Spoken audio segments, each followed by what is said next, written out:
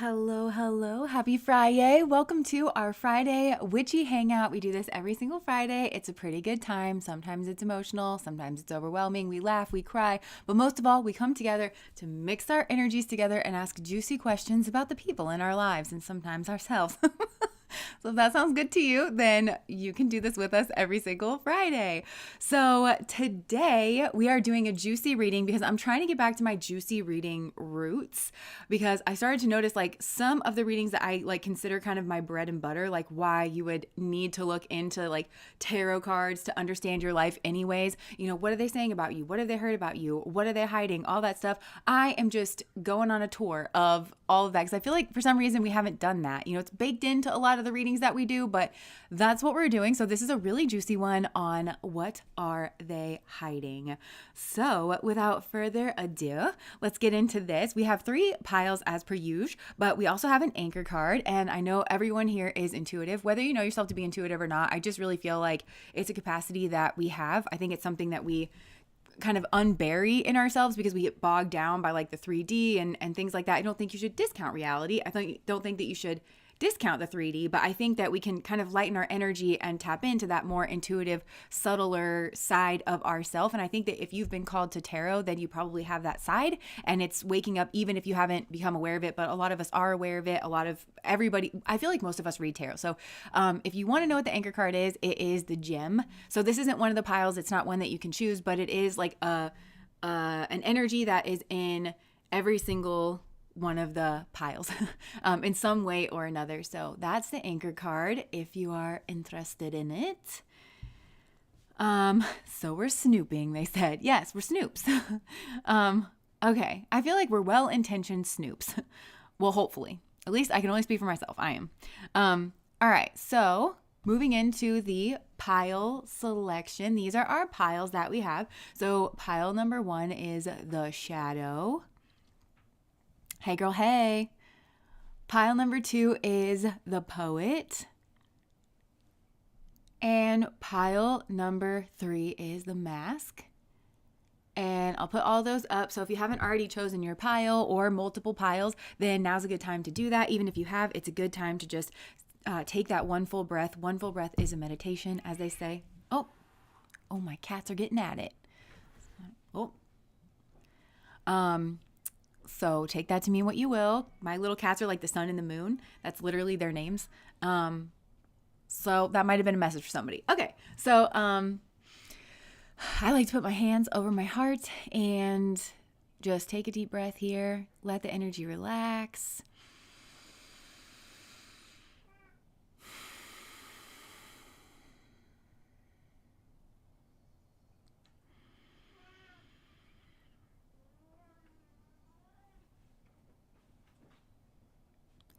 And just allow yourself to feel the silence or whatever is going on around you. Nothing has to be perfect. Just stay fully alert. I like to widen my perception. Some people narrow it internally.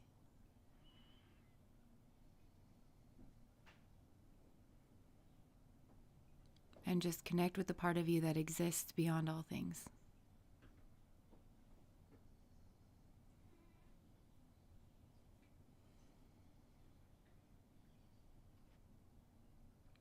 And whenever you're ready from there, you can go ahead and open your eyes, reacquaint yourself with the world around you, and be drawn into whatever pile or multiple piles you feel drawn to, however it is that you're drawn in, keeping in mind the way you get drawn into the piles can be a message in and of itself, but also spirit communicating with you, trying to highlight something about your intuition. What is intuition? What's blocking intuition?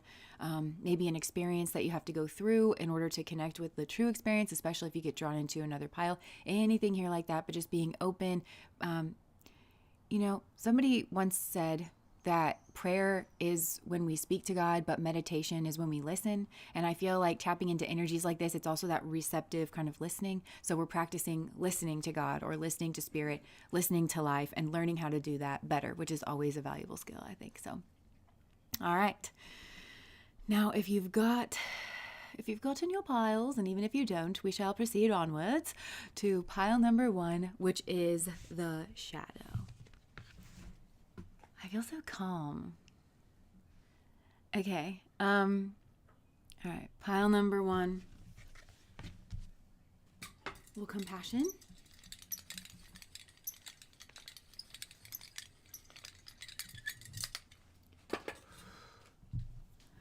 All right, so pile number 1, what is this person hiding? This is interesting. I literally just closed my eyes and like put my palms face down. This is a very energetically capable person. Oh my gosh. Okay. This is a very energetically capable person. I don't think they realized it. I think this could have been a person that was maybe feeling trepidatious or some kind of way about tarot or energies or something here like that. But now they're feeling more and more comfortable. And this person has like a poet's soul or like an artistic soul. Literally, I just heard, okay, Jess, I'm ready for my close up. And literally all the lights went off in my mind, and then like just a stage like spotlight. And I literally am seeing this person like, Mama just killed a man.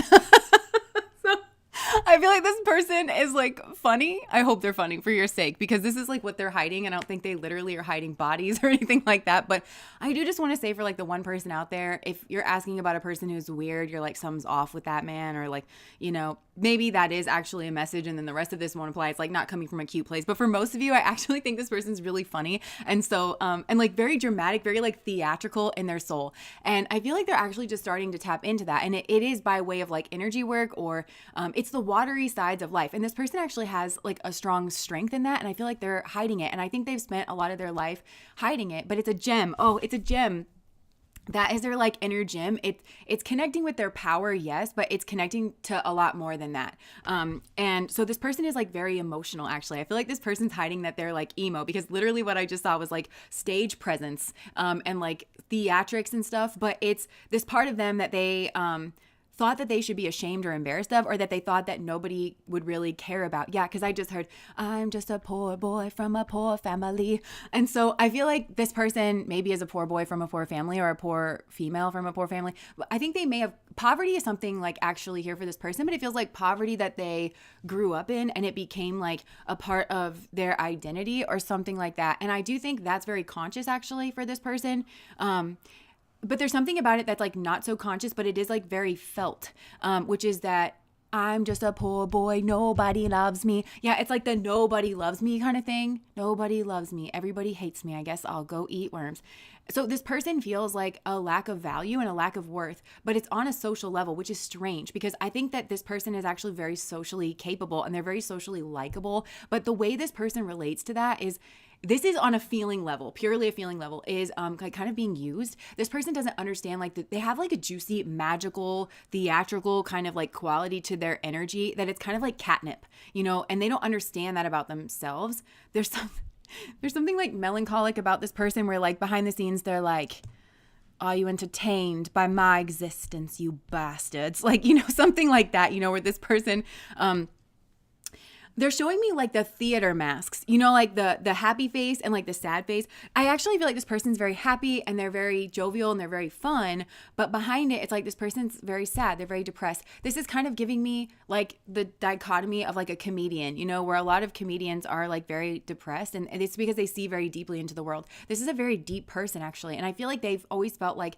they don't fit in and that they have to like hide that. And if this is a man, I feel like it's because of all the weird things that our culture has around masculinity. But like, this is this person's now I feel like they were probably really awkward growing up, and they needed to be that. It's like this person is the everyman or the every woman, but they've really come through that by being the ugly duckling, by being like the alien, by being really weird. This is very Freddie Mercury, like very out there, very strange. And I'm literally seeing this person as like an alien jellyfish that's like iridescent, and then like just like coming down, and like all their little tentacles, like then they're gonna put their roots down. And then this person was like, tricked ya, you know, where it's like, this person is funny. They just have this like kind of trickstery energy where it's like you expect the roots to grow first and then like up. I feel like this person is very different. They're definitely on their path and they're definitely like becoming more and more well-rounded, but I feel like they started at the top instead of like the bottom, like with the roots.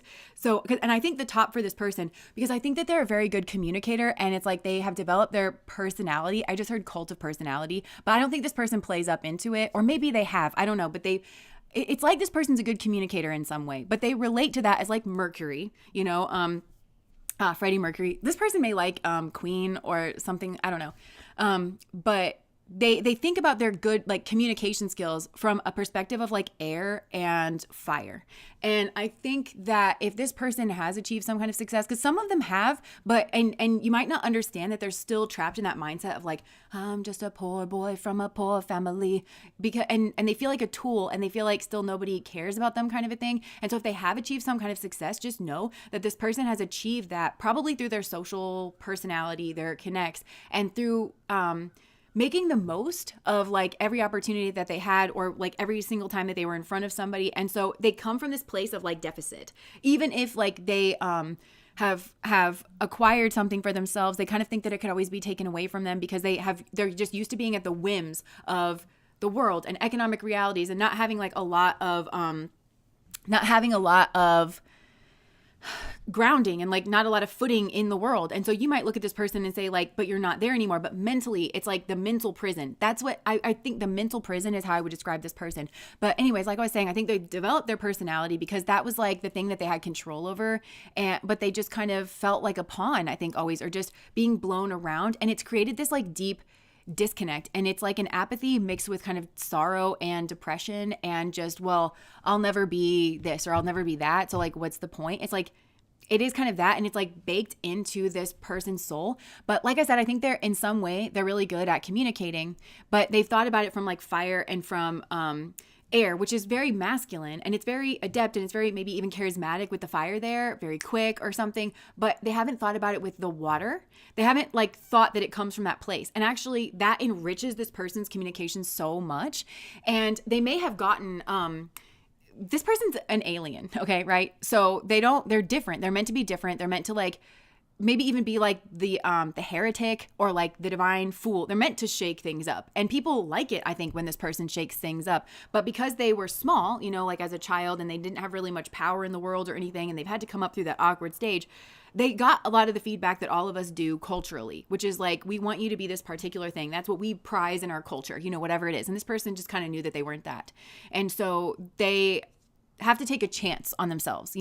They have to not, in a weird way, their apathy could lead to that, but I think you are actually helping this person, your emotions with this person, possibly trying to understand your connection through energy, through like maybe tarot or something like that. You have like you even tapping into this person's energy, trying to understand them, because this is something you're comfortable with. It's awakening this person to that watery side to themselves, and that's something that's going to fill them out so much and just make them like really robust, and it adds like heart and depth. And so it's kind of like that Bohemian Rhapsody kind of story where they're like, I don't really know that people are going to vibe with this. Like, it's interesting, it's different. I don't think that's what the masses want. But then they put it out and it's like everyone loves it. It's like umami. It's so different, and it's a classic, and it's just so unique. It is what it is, And there's this thing that happens with this person that I think they have to kind of just throw spaghetti at a wall to like kind of get used to, where I kind of, okay, this person just was like, I'm just really depressed. Like, I think if this person kind of strikes me as like a partier, they're trying to fit in ways that they don't naturally. This person's way emo. They're way in touch with their emotions. They don't want to be out doing that, but it's kind of, they just get swept up and swept away. And that is like what they're used to. They're not used to being their own stance, like having their own power and being like, you're beneath me, like, anything like that, they're not used to that. So I think you think of this person maybe as a partier or somebody who sleeps around, but it comes from a very sad, actually very depressed place. And so this person's telling me that they're depressed. They're showing me that they're like at home in their sweatpants. I just heard I'm depressed and I eat cereal. Okay, we all do. A lot of us are that way now, but so this person is just like, they seem like not very happy, but they also seem theatrical, and like this person really does have stage presence. But I kind of am getting like professional upstairs neighbor energy from this person. But it's funny because I think this person goes through long stretches of time where they're like very quiet, and I just heard stoned, so this person may like get stoned or like smoke weed or something and then just kind of like veg out, but it's peaceful. It feels like that's how they calm their mind, or like that's what they know to like kind of calm themselves down. So they'll like be comatose practically, like just sitting on like the couch, like watching TV, or like just zoning out into space. But then it just seems like this person will get a flood of energy or something. And then I'm seeing them literally like sit down at a piano, and they're showing me like squeezing a tube of toothpaste and like something coming out of it. And this person thinks it's just like crap, or it's just like the residue like in their brain, but it's like, mama just killed a man. And like, if this person ever does something like that in front of people, people are like, yay. And this person's like, oh, you like that, do you? Like, huh, that's weird. I thought that was crap that I wiped off the bottom of my brain shoe, but okay. And then this person is like, it gets up to like, please don't let him go, let him go. Like, you know, this person is like really funny, like the things that kind of come out. And yes, it is strange because this person has this everyday man, every woman kind of thing, but it comes from this place of feeling outcast. You know, all of us feel on the inside somewhere, I'm just a poor boy from a poor family. Like, we all feel at like the whims of things. So even if you're not a poor boy from a poor family, it's like, you know what it feels like to be like lacking and to feel, you know, it's like it resonates with so many people, this feeling of like being different and outcast and like downtrodden and not understood and feeling like there's not a place for you in this world. And this person truly feels to me like they don't belong here. This is starseed energy, but this person's like, say alien. Like, this person's like, I'm an alien. Cracking me up. And I don't even know that this person is like necessarily trying to be funny. And I think that there's a bit of resentment. Yeah, you're feeling kind of tears energy of like, are you entertained? You know, here we are now. I feel like this person's very entertaining. Like, it wouldn't surprise me at all if this person like is in theater or is in a band or is like goes to poetry slams. And it might have even been just like ironically, because this is a person that's like, they feel misunderstood a lot, actually. This person feels like they can stand in front of people and communicate certain things, but that they're not understood. And it's because the heart is missing. It's because the emotions aren't there. And I don't think this person quite like realized that. Like, yes, they're communicating. They're communicating actually very well with like the air energy and the fire energy. This is reminding me of my husband when, because I thought that emotions make people feel uncomfortable. So I have like this whole repertoire of what I feel like are considerate behaviors around my emotions, where I cry in the shower, I write things down, I will like process through my emotions alone. And then whenever I feel like I have to tell somebody that like I live with and is my partner and is around me and he should probably know these things, you know, then I will sit down and I'm very like, I'm feeling sad today. I'm feeling upset, you know, and I present it very, I've refined it. I've stripped all the emotion out like by the time I'm in front of him, because I don't want to embarrass myself, because people get weird around emotions, or like they can get like, you know, on the defense, like when you come at them with being too emotional. But my husband has had to tell me before, like, there's like a disconnect if you don't feel like you can express your emotions to me, because you'll say like you need this or that, and he does like attend to it, but it's like I don't realize that you're at a 10, because when you come to me, it's just very like, I had an emotion today, like, you know. And so I've had to learn that I can trust him and like open up to him, and that my emotions are not going to be used against me, and that he's not trying to milk. I've been around a lot of people in my life that try to elicit emotions out of me, so I'm just abused in that way. And I feel like this person has something similar, where they are a much deeper person, and maybe it wasn't safe. Like maybe they had people that would try to elicit strong emotions out of them and then blame them for it or something. And so I think this person, they feel misunderstood, and I just think that a lot of that misunderstanding they don't realize is from not expressing like that watery element. This person may surprise you with something that they do that just takes off, but it would be something where it's like a need. It's like they just need to express something. Now I'm seeing from Forgetting Sarah Marshall, the main character guy, what's his name? Jason Segel, like his character, and the puppet show thing where he's like, die, like, you know, with the puppets. And it's strange, but again, cool and like theatrical, and people like it because they've not seen anything like it, and it's genuinely creative. It's genuinely it's like of that heart energy. And yeah, it's a little bit weird, but that's kind of why you like it, you know. And I feel like this person's used to being ridiculed for their weird, and I think they're used to being ridiculed for their weird by people who are uncomfortable with their own weird, or just anything different. And so that's really this person's like heart and soul. I think they think you're a gem here as well. Like this person really sees you. They think, I just heard the word precious, but like, look, it's this shadow energy. This is such an intimidating card to me, because it's look, there's the masks kind of with like the light side and the dark side. And then like, that always looks like bullet holes around there to me. Like somebody's been like shot at. And I just feel like this person, pulled my trigger. Now he's dead. Like, yeah, I don't know. I feel like this person has felt used, and they don't understand this too, because this person feels like they have no power or no agency in the world, and they felt used like just used and discarded actually. And I think they have been a lot because they have this like juicy personality and they have so much like creative juices, and so they don't use it for like their own. They have to learn that. They have to learn to like use it for their own instead of allowing other people to use it in this like weird exchange transactionary kind of way. This is a person that may have done things for money, like certain things for money, because they just needed the scratch is what I'm getting. So that's a funny way of saying it. Like they needed maybe like this, like scratching an itch, or they just needed money. Like they could have actually done certain things like that in their life. But I'm kind of getting, okay, so like there's some forgetting Sarah Marshall energy that's like coming through here where I actually think this person is like a one woman or a one man kind of person. Like they're deeply emotional and they want to like fully like someone, you know, and sleep with that person, and it's meaningful to this person. But I think that they could have gone through a breakup or something, and it could have been with somebody like very self-centered. I don't know. Or it could have been with somebody that it meant a lot to them to be with that person. They could have ruined things. Maybe that's with you, by sleeping with like a very selfish ex who saw them moving on. Like this person, I think this person, it becomes a self-fulfilling prophecy where people use this person because this person kind of looks at the world in a transactionary way because they think that nobody loves them because they're poor.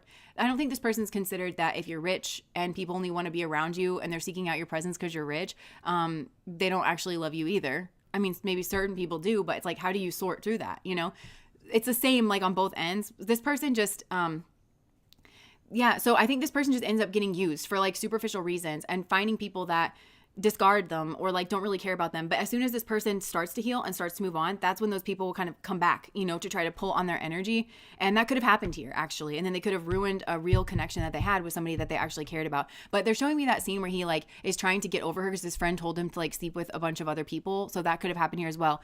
And so if you think this person's out like just like living it up, it's actually like really coming from a sad, depressed, coping kind of place, you know, where I'm seeing, you know, although the one girl was like crying during, and like the other, and he was like weirded out, and then the other girl was just like, I came.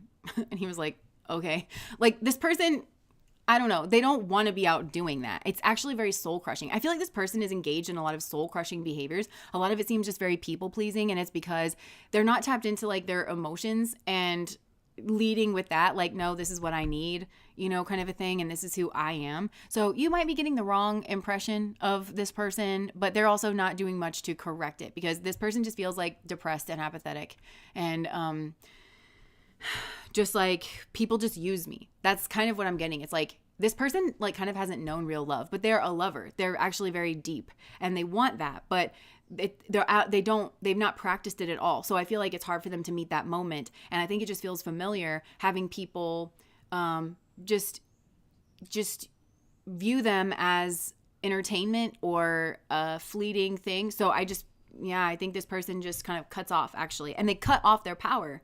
But I think again, you are maybe like that Mila Kunis kind of character where they like, you can see them actually start to build like a genuine connection where he's like actually reconnecting with life again. There's very much a vibe to this person around, I'm deeply sad, so I went to Hawaii and now I'm wearing Hawaiian shirts to try and like prove to myself or try to get over something, you know, but really that's not the case. But then actually meeting a person that they connect deeply with is kind of the key. And I feel like for some of you, you were the key for that person. I'm going to be honest, for others of you, you could have been a person who sabotaged this person as they were healing, and you did it for your own selfish gain. And I don't think you really do love this person. And I think you probably do know that, that there's just something about this person that you know is different, creative, social in some kind of way, and you just kind of want to trap it and keep it for yourself. Some of you that probably will resonate, and it's cruel. And it's deeply affected this person for sure, their quality of life. But I think probably those people don't care about that. I think you're also intimidated by this other woman. The look of her, actually, she's very attractive. And that bothers you, and you just want to be able to have control over him and pull him back. And confuse him while he's in his period of transition. That's a specific message for someone. That's the very like forgetting Sarah Marshall kind of a thing. And that is a wake-up call for you to heal and for you to go away. That's actual love, is to go away and to recognize that you're in this very low vibrational cycle with yourself, but also with this person. And I think others as well, because I think you've got other people that you're pulling on in a similar fashion. So, okay. Anything else? What is this person hiding? They are changing.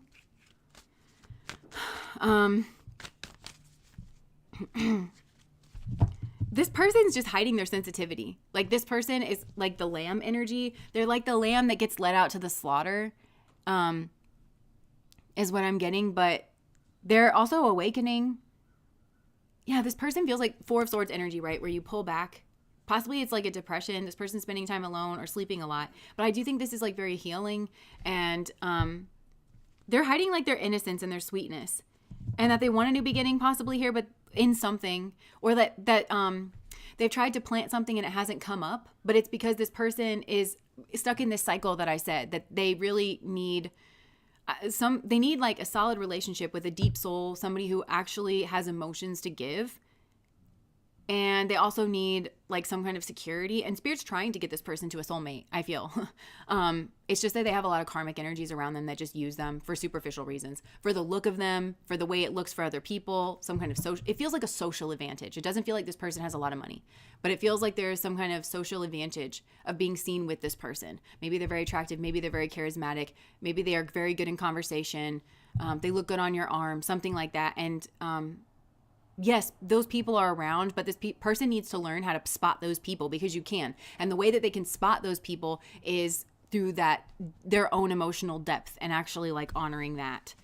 And possibly spending time alone and going through a period of depression where they admit to themselves that the people around them haven't always had their best interest at heart. Actually, I think a lot of times, this is really intense, but I feel like this is a person who's like literally never been actually loved by a partner.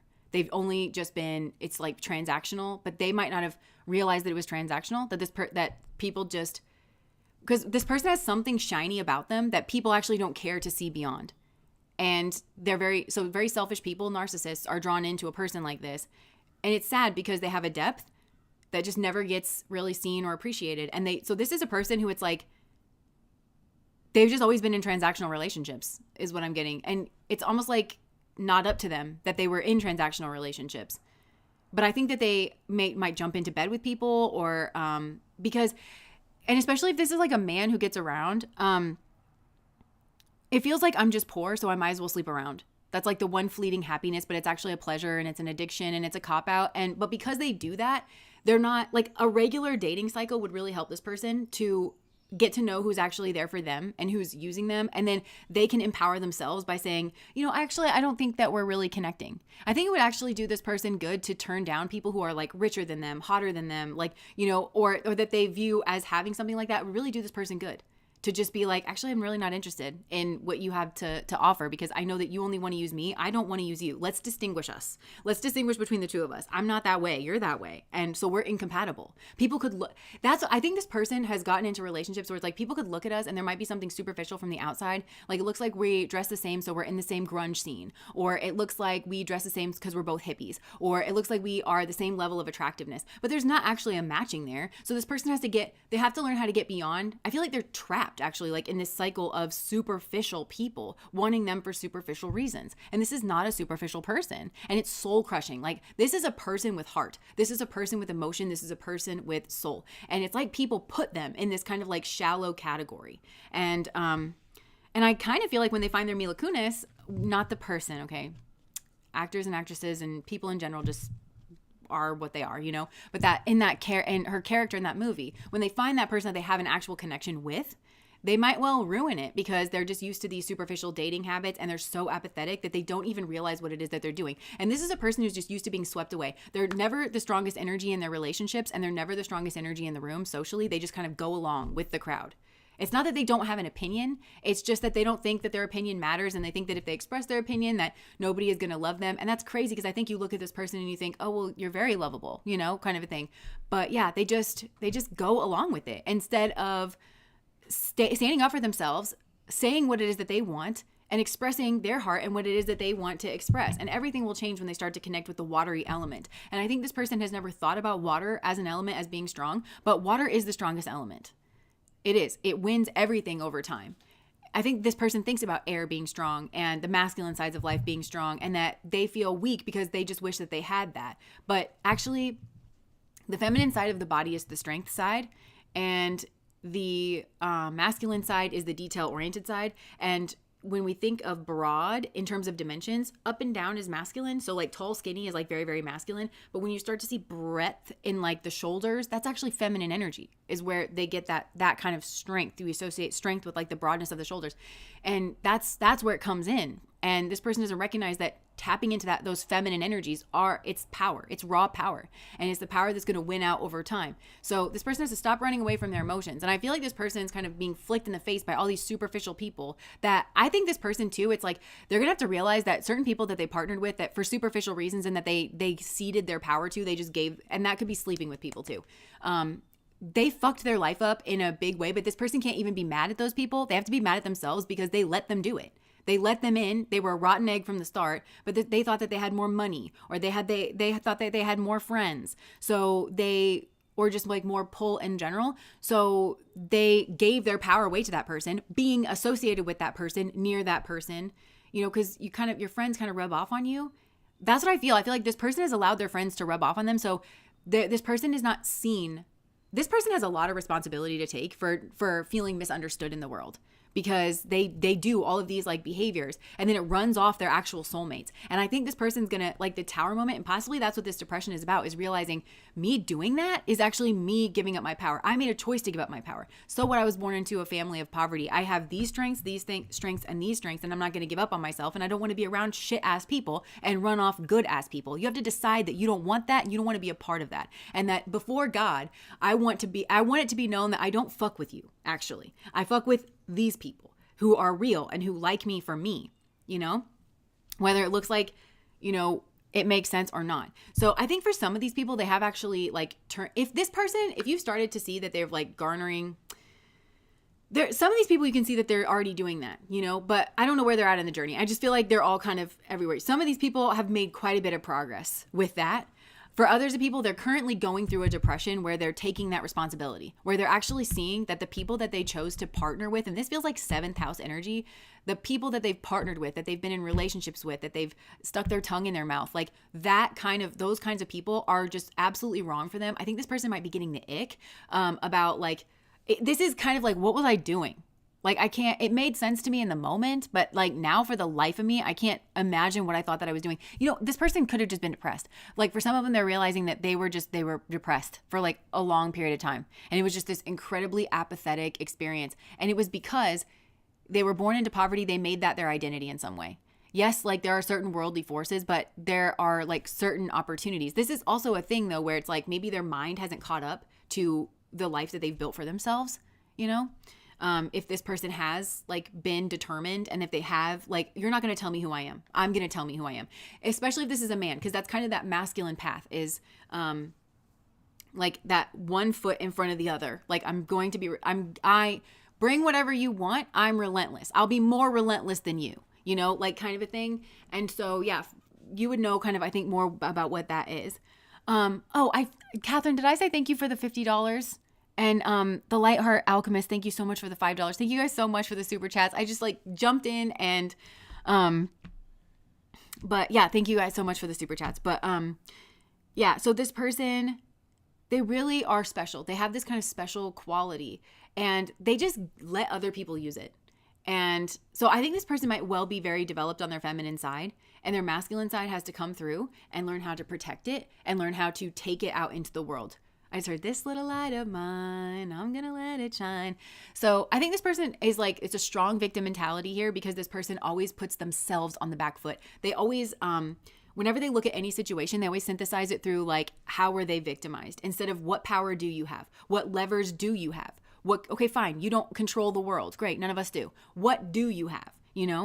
Lisa, thank you so much for the super chat. Preach, sis, preach. Yeah. So I feel like this is mindset, mind over matter, I just heard. And so the spiritual journey would be really important for this person, not in a delusional sense, not in like, but coming up through the 3D. But I feel like this person's actually very aware of the 3D. You want to watch, this is the kind of person who could, especially if there are drugs involved, but not necessarily. This is the kind of person who would be in danger of just like throwing over the actual tangible, factual parts of the 3D, and to reach for spirituality that is easily falsifiable in the 3D. True spirituality holds true in the 3D as well, you know? So I think you'd have to watch that with this person, but only just a little bit. And it would just be as they're making the transition. Because once this person makes that transition, then they're fine, you know?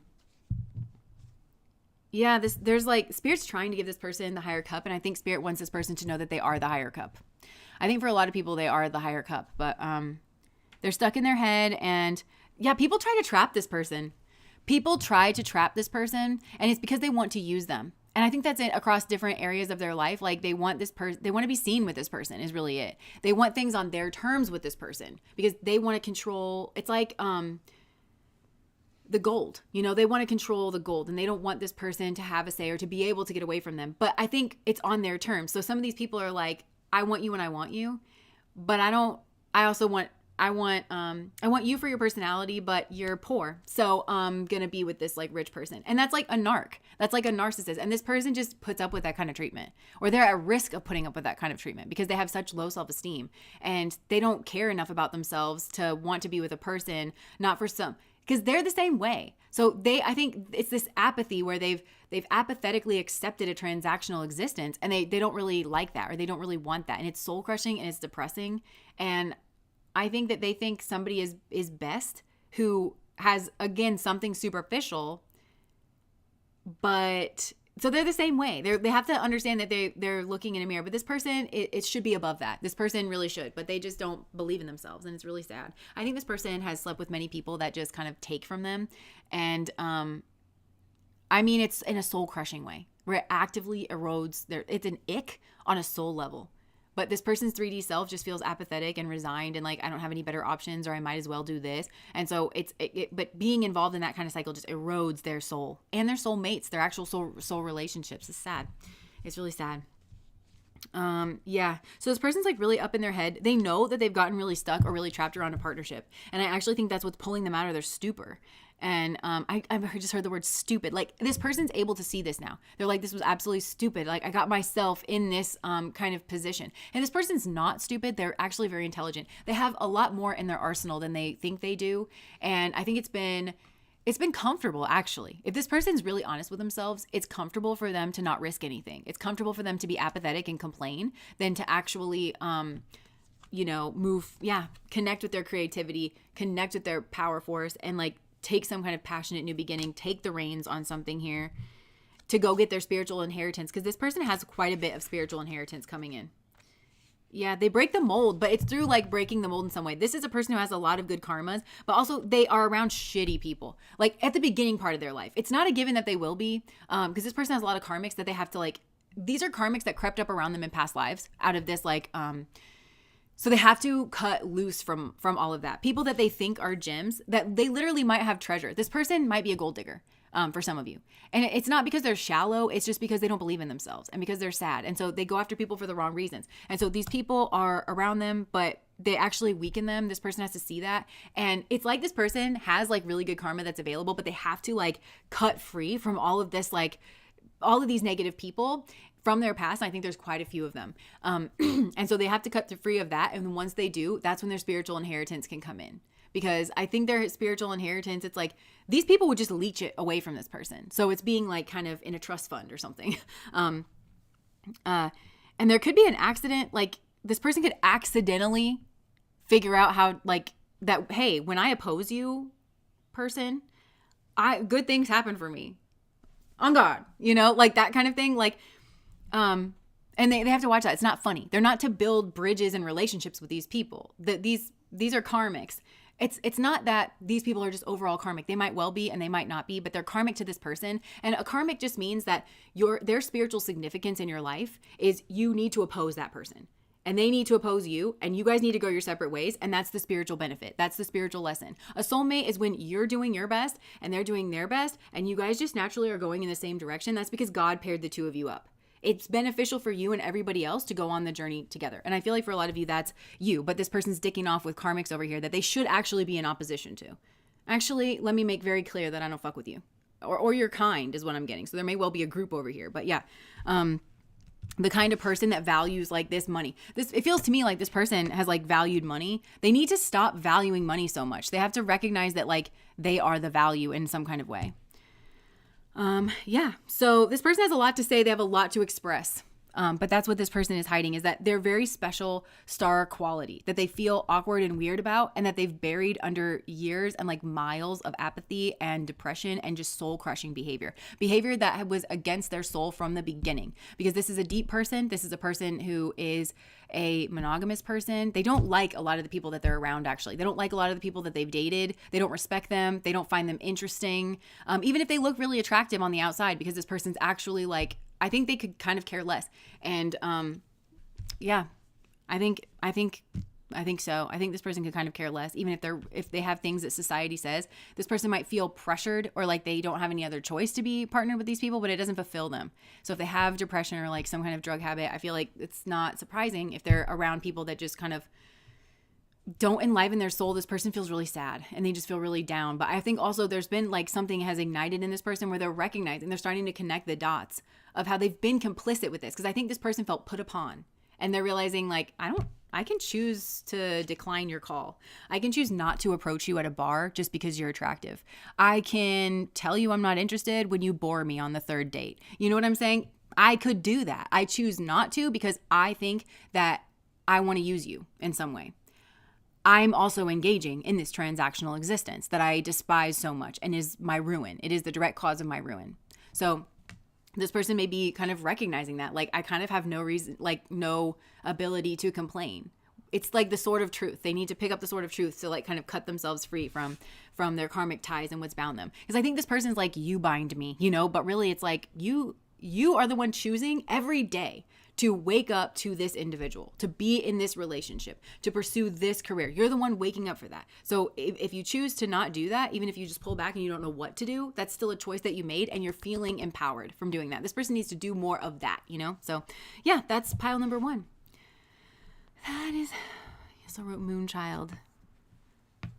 Definitely my energy in the main lesson I've had to learn throughout my life. I've integrated all this already, but sometimes I backslide and I have to remember what I know. Yeah, this is definitely a person that is overcoming like the past conditioning, you know? And you can see where they would get it because we live in this like very hierarchical world, and we have for a long time, whether it was like monarchy and then like the inner circles, or now capitalism, you know, where, okay, well, we have a democracy. Yes, but we have a democracy that's paired with capitalism. So any Democrat, we're seeing this now, we're living this now. Any democratic procedures of every person gets a vote, well, it's undercuts, cut off at the knees by this capitalistic hierarchical society. That is the parasite that then leeches off the freedom of the every person, the every man, which means the oligarchs, the billionaires, the people that have most resources still get to control everything. But the point is not to be apathetic about that. It's just to see very clearly the ways in which democratic values are undermined and understand that you can take a stand against that in some kind of way. But this is also on a personal level. Understanding what systems and what people, what mindsets actually are entrapping. And you don't have to like concede your power to them. Sorry, I just got like a little hot. Okay. That was pile number 1. Let me just take a little sip here.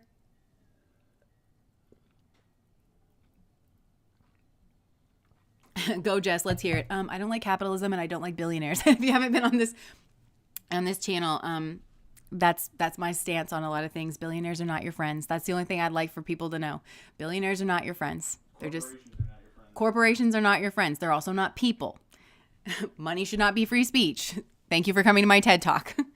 All right. We need Michael Tellinger and Ubuntu now more than ever. Okay. So I'm going to put this up in case you are just joining us. These are 3 piles. We just did the shadow, and now we're moving on to the poet, and then we'll move on to the mask. We are going in order. Things are ordered. There's a procedure. There's a system around here. Yes is, oh my gosh. They Don't Care About Us by Michael Jackson. I listen to that 4 times a day. I'm not even kidding. When I go out on my walk, all I want to say is that they don't really care about us. In the shower, that's just me, just seething, just screaming. And also Scream by Michael Jackson, another cathartic one. I'm tired of injustice. I'm tired of the schemes. Your lies are disgusting. But what does it mean? Yeah. Ugh. Hi, everyone. Hello. All right.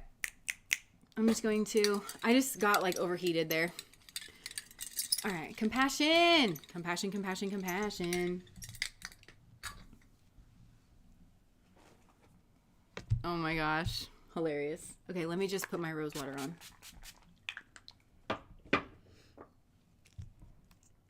And a little lip gloss, because you got to look fresh. You got to look fly, you know.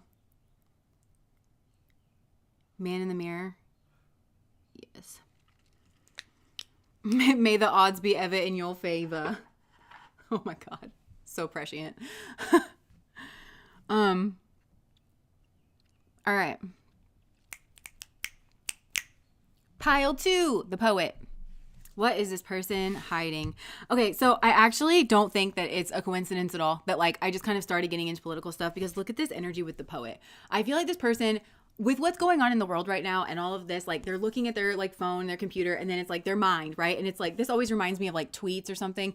And I do feel like this person is just, that's what they're hiding, is that this person is just like mind blown. So this could be a person that's like mind blown about something in a good way. It could be in a good way. And this could have to do with you in particular, where like maybe this person is reading the things that you're saying or posting. Maybe what you're saying or posting is like political or something. This could be in a good way or a bad way to this person, you know, where their mind is being blown like in a good way or in a bad way. But it feels like their mind is just being blown. I do think this person is having a difficult time like keeping up. And there's a lot of things that this person is kind of processing. But I think there is like a broader collective thing where at the very least, even if like this person could very well be apolitical. Maybe they don't like follow the things that are going on, but this would be a kind of person that's like, okay, we're in a trade war. Okay, now we're not. Okay, you're my enemy. Okay, now you're my friend. Okay, this is, the deep state is regular Americans, 30% of which are veterans who are making $50,000 a year and somehow have been convinced to go above and beyond their job duties. Tell me you paid no attention in life without telling me you pay no attention in life. Or wait a second,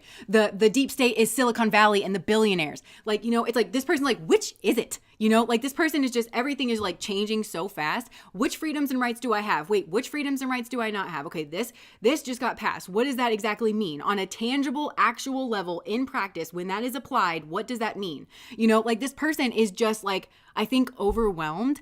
Literally, I think this has to do with the world environment in some way, shape, or form. And I actually think this person's a bit lost in the sauce. Even if they lean one way or another, this person is like desperately trying to figure out, like in an applied sense, how does this affect me? What exactly does this mean? What are you saying? You know, and I think this person is like trying to like keep track of a lot of different things. So it starts on a collective level here with this person, but there may also well be other like social interactions that this person is like kind of also trying to process. So this could just be like the people in their life and the things that they're saying. I feel like a lot of like, this person's like, wow, I didn't know that about you, or wow, I didn't know that about you, or wait, what are you saying? But this doesn't even have to like plug into the political environment and what's going on. This could be in regards to people's life and like the decisions that they're making. And they're like, what do you mean you're moving over there? Or what do you mean? Like this person just feels like so overwhelmed. Like this person is, there's a sense here of like, I'm trying to keep up, but something here has like just shocked me to my core. Or like, I thought something was one way for so long. And now I'm realizing that it's another way, and it's all happening so fast. And I am trying to keep up, but I can't keep up. And I think this is actually like on a lot of levels. Like, again, it feels collective, but then it also feels like for some of you, this goes all the way down to like you personally, you know, where like this person is watching something to do with your social media and something about it is blowing their mind. Because you could be a person that's talking about this stuff. And again, not necessarily political. For some of you, it's spirituality. For some of you, it's something, and it's blowing this person's mind, potentially in a good way. But for others, it potentially is in a bad way, where I don't know, just take it however it resonates. It feels intense, whatever it is. And I think it could be good or it could be bad. And I think it probably is one or the other. I don't know. Some of it is just neutral though, where this person's like, I'm literally just overwhelmed constantly. And I wish things could be a little more calm. And I wish things could move at a pace where I could digest them. And, yeah, because it just feels like this person, and they have like this to-do list that never ends, and it might be something like, well, now I got to look into that, or now I got to look into that. Like, you know, I don't know what you're saying to me is like, I don't know what you're saying to me, or like, yeah, this person, hold on, their mind is just like being blown. Okay, well, your kindness has changed my life.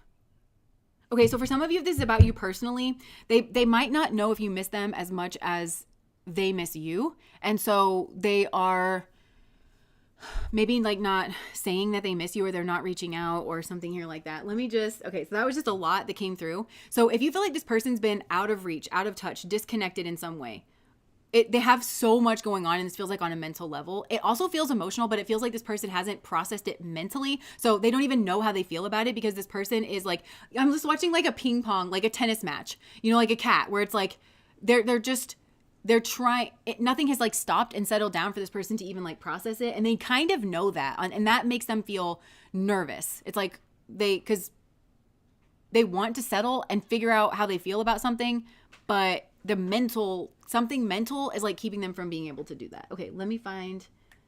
Yeah, this person's feeling really scattered. There's a lot of messages. There's a lot of messages here that I think this person wants to stay. Okay, this person may want to say certain things, but then something changes and then they're like, I don't know. This person wants to communicate. They want to express in some way, but then something changes and then they're like, well, hold on. Like, I don't know. Hold on, let me grab a message card. What is this person hiding, Spirit? Earth is hard mode. Do you get a platonic feel from this pile? I get all the feels from this pile. I think some of you're asking about a platonic person. Some of you are asking about a romantic person. This pile honestly feels all over the place. And maybe that's part of it. Maybe this person is trying to figure out if it's platonic or romantic with you too. And they're like, because I get all of the vibes here. So if this is romantic, I feel like it's definitely friendship too. So like you guys have that friendly kind of platonic thing, but then also there's that little spark and this person's like, do I go in for it or do I not go in for it? Okay, that's definitely what I was trying to kind of pick up on. So if it's you in particular, I think this like has to do with the romantic thing, and maybe this person wants to message you and they want to reach out, and there's certain things that you say or do that this person's like, okay, I'm going for it. I'm gonna do it. And then there's other things where they're like, I think that we're just friends, so they're kind of are like going back and forth, and this may actually be mirrored. And it's because you guys have this like strong foundation of friendship. But for others of you, this is tough because I feel like there's a lot of people in this pile too, where it's like, I think some of these people, I don't know, you could be asking about a person in particular, and it's like you both are friends, but you have feelings for each other, and that's very mutual. But then there's possibly other people that are interested in both of you, and it is just actually platonic. So if they picked this pile, it's like it is actually platonic. So it's hard for me to say. This pile's like all over the place. Okay. I am afraid of getting too serious. I was hurt before. Laura, thank you so much for the super chat and for your dancing avocado. You're amazing. Please be patient because I'm scared of commitments. I think this person maybe is wondering if you're scared of a commitment, or maybe they are scared. And so maybe, I don't know, this person, maybe that's it too. Maybe for some, this person's scared of commitment, so they're kind of going back and forth.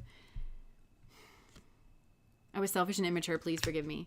Some of you, this person has an apology. This pile, I feel all over the place with this pile. All over the place. And there's a lot going on. So even if there is something here, like between the two of you, there's a lot else going on. I think potentially for both of you on like a lot of different fronts that you're both kind of trying to field. And it feels like there's a lot of wanting to get to the bottom of this, but a lot of things pulling on this person's mind. Now that Michael Jackson song is stuck in my head. Please don't hate me for ghosting you. You didn't deserve it. I think about it so much, it's scaring me. So this person, somebody could have ghosted here. Maybe this person ghosted you, and they wonder if you hate them for that. It's got heavy all of a sudden. So,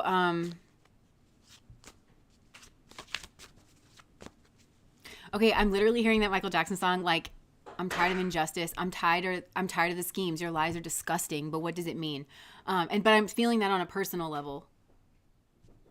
So maybe this person lied to you, or they feel, okay, I think, oh my gosh, this person's all over the place. They're like scatterbrained. And I feel like this person could have ghosted you, or they could have lied to you. And now this person is unsure about if you know about that or what you think about that. It feels to me like this person threw a wrench in the situation in some way. They sabotaged. I'm hearing like they sabotaged something with you.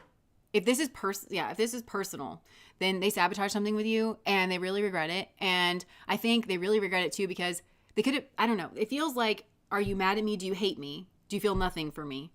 Are we friends? Do you like me on a romantic level? It feels like that. And it feels like it could be any of the three. Because I feel like before this person threw a wrench in it, it was very much like this platonic friendship. or romantic. It was one of the two. It's like, do you just think of me as a friend? Are we really good friends? Or is there that like romantic thing there? Like on what level? I don't know if I should pursue that, or I don't want to risk the friendship. But then it feels to me like this person threw a wrench in it, possibly because they were trying to read like certain signals, but from this really scatterbrained, far off place. And they possibly had already thrown a wrench in it. I don't know. Once they threw this wrench in, which is lying and or ghosting, yikes.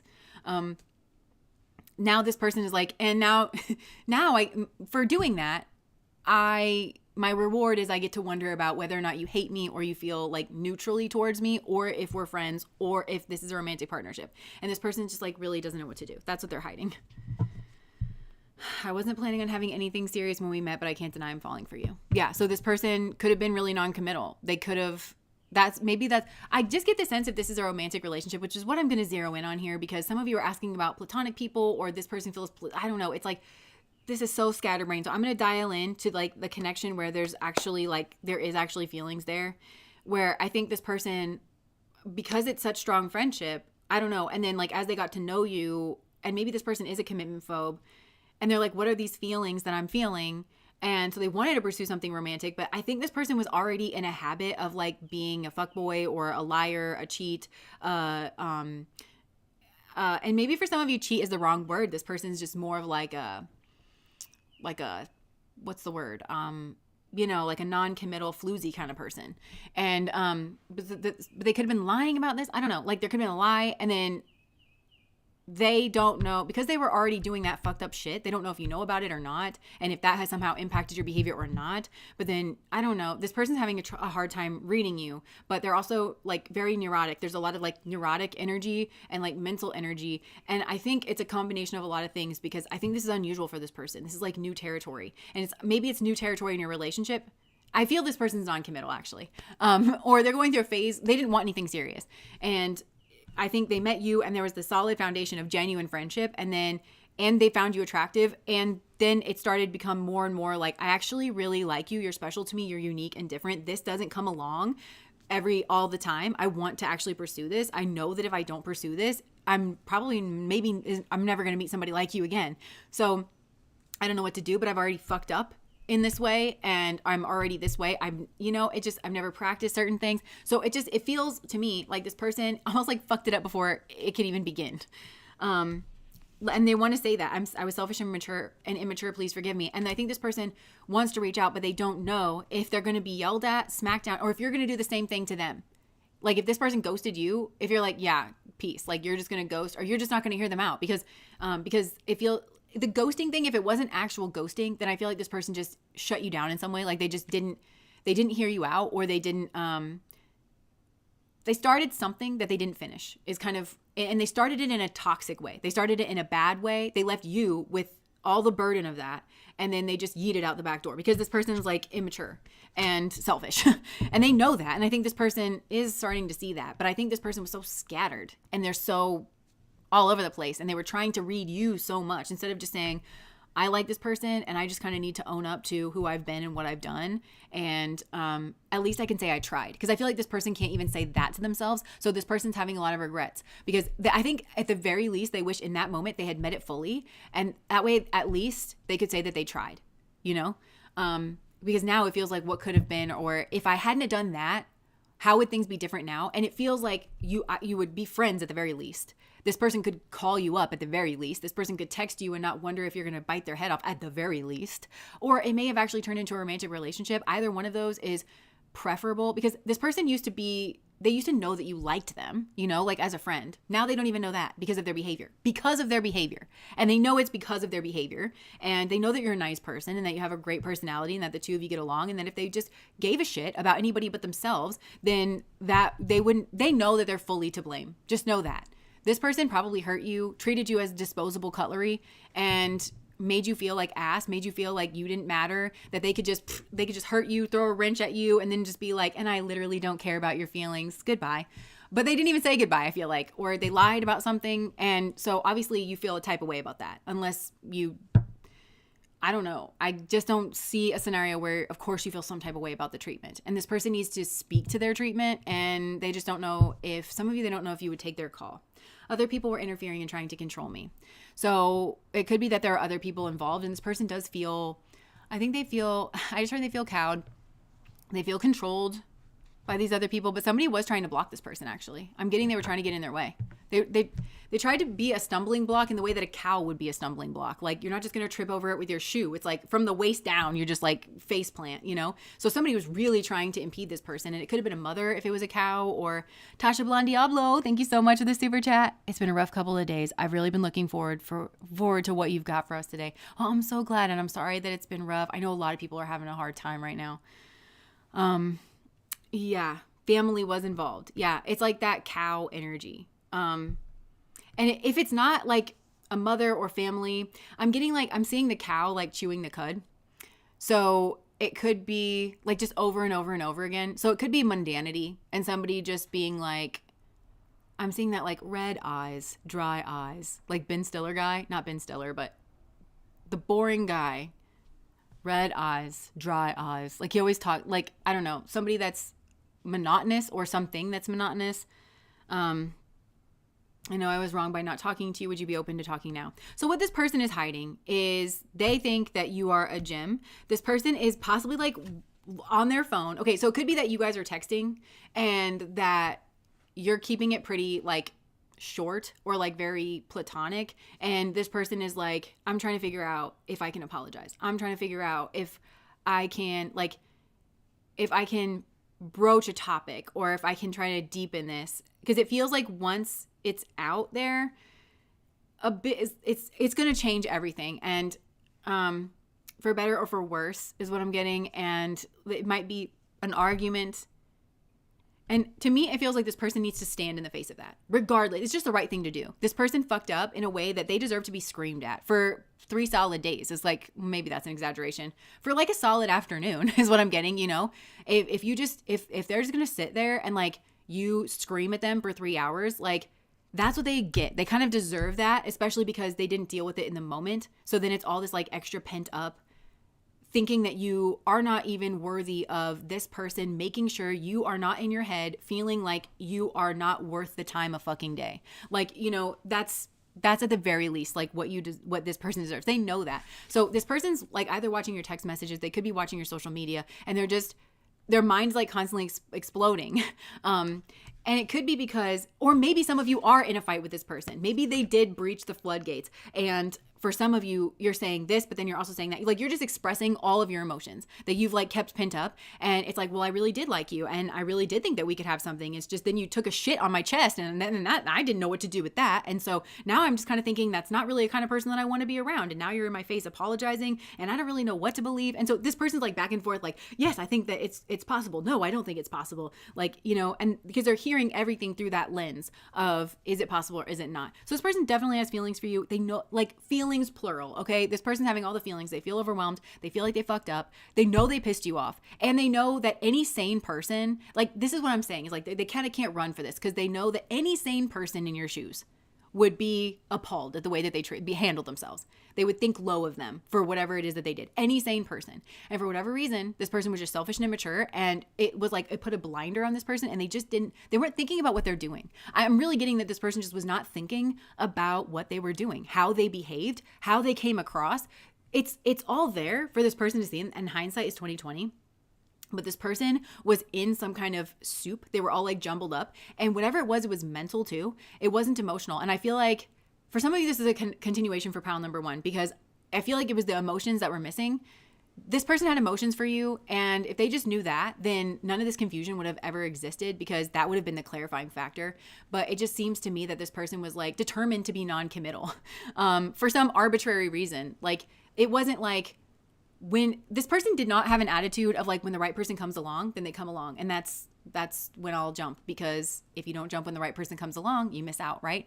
They didn't have that perspective. They were like, I'm not in a serious relationship. I'm not going to be committed. Like something because of like, I don't know. It feels like it didn't make sense, and it feels like it's arbitrary. And so you really caught them off guard is what I'm getting, like meeting you. And then they were like, I don't know what to do about this, because they never considered the fact that they would have feelings for somebody, which is just maybe they've never had feelings for somebody like that before. And I think maybe this person thought that they could control you, or control, like they could put you in a certain category and just keep you there. But I feel like you leaked out of your category, whatever it was. Like maybe they were like, oh, this is just sexual. And then they started to actually like you as a friend. Or it was like, no, we're friends. And then they started to like you as more than that. And you defied them.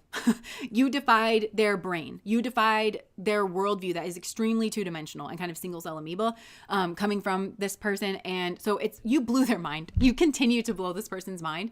And it feels like everything's up in the air and this person's really nervous. And they hide their true desires for you is what I'm getting. They hide behind the veil of apathy. They want you to think, they would prefer that you think that this person is apathetic, and they would prefer that you think that they're an asshole, that they've moved on, that they're disinterested, rather than that they're nervous and that they realize that they fucked up. They kind of do want you to know that they're sorry and that they were immature and they shouldn't have handled you in a certain way. But I think this is more than that. They don't just want to apologize. This person wants to see if it's possible. Whatever the maximum, that's what they're at. The maximum that they can have with you is what they want to have with you. But it's a risk to try to go for like the romance. But this person, at the very least, they want to be your friend. Like this person genuinely just likes you, like as a person, just wants to be around you. That might be painful. I don't know. Other people were interfering and trying to control me. This person keeps saying that. They really, what do they want to say about that? They want to, I know what you mean to me. I'm ready to be with only you now. So maybe other people were trying to block this person. I think physically actually block this person from approaching you. I'm seeing this person kind of like looking around. So this person felt controlled. This is not a pleasant energy that's trying to do that. I don't know why you would have that energy around unless it's your mom or like something you can't get around. But they were trying to get this person to not realize what you meant to them or something. That's how they feel about it. And potentially like not talking with you. I don't know. Thinking that maybe you're better off separated. This is a cow. And I saw this meme. I think about it on the regular, but it's this cow. Or no, it was this lady in a field, and it was like, today could be a beautiful day if you choose not to be a miserable cow. And I think that whoever this is that got in the way just chooses to be a miserable cow, like on a regular basis. Because I'm kind of getting like this, the chewing the cud, kind of a flat affect of like, like making that cow sound. That's just what I'm getting, you know, like it's kind of dry maybe too. Like maybe this person is controlled easily by somebody. It feels like a female figure who just dryly says like, no, don't do that. You know, I'm lost. I don't know what to do. Yeah. So this person was like lost. I don't know. This person is they have this like all neurotic, confused, mixedy-uppy kind of energy, and it's in their brain. And because this person doesn't know how to settle and ground, and that's very much into their emotions, they don't know how to ask themselves, how do I feel about the situation? Because it's me who's going to have to live with this decision. It's me who's going to have to go on dates with this person. It is me who has to put my tongue in their mouth. It is me who's going to have to get married to them. It is me that's going to have to be with them every single day and whatever else you guys want to do together. So, and they needed to be like, am I okay with this? What do I want? And instead that's like just blocked, you know, and it's really nobody's fucking business. Like, Nobody is going to have that level of repercussion, like whether or not this person goes towards you or not goes towards you. So I don't know what this person's agenda is. They feel like just a miserable person, whoever like got in the way of this.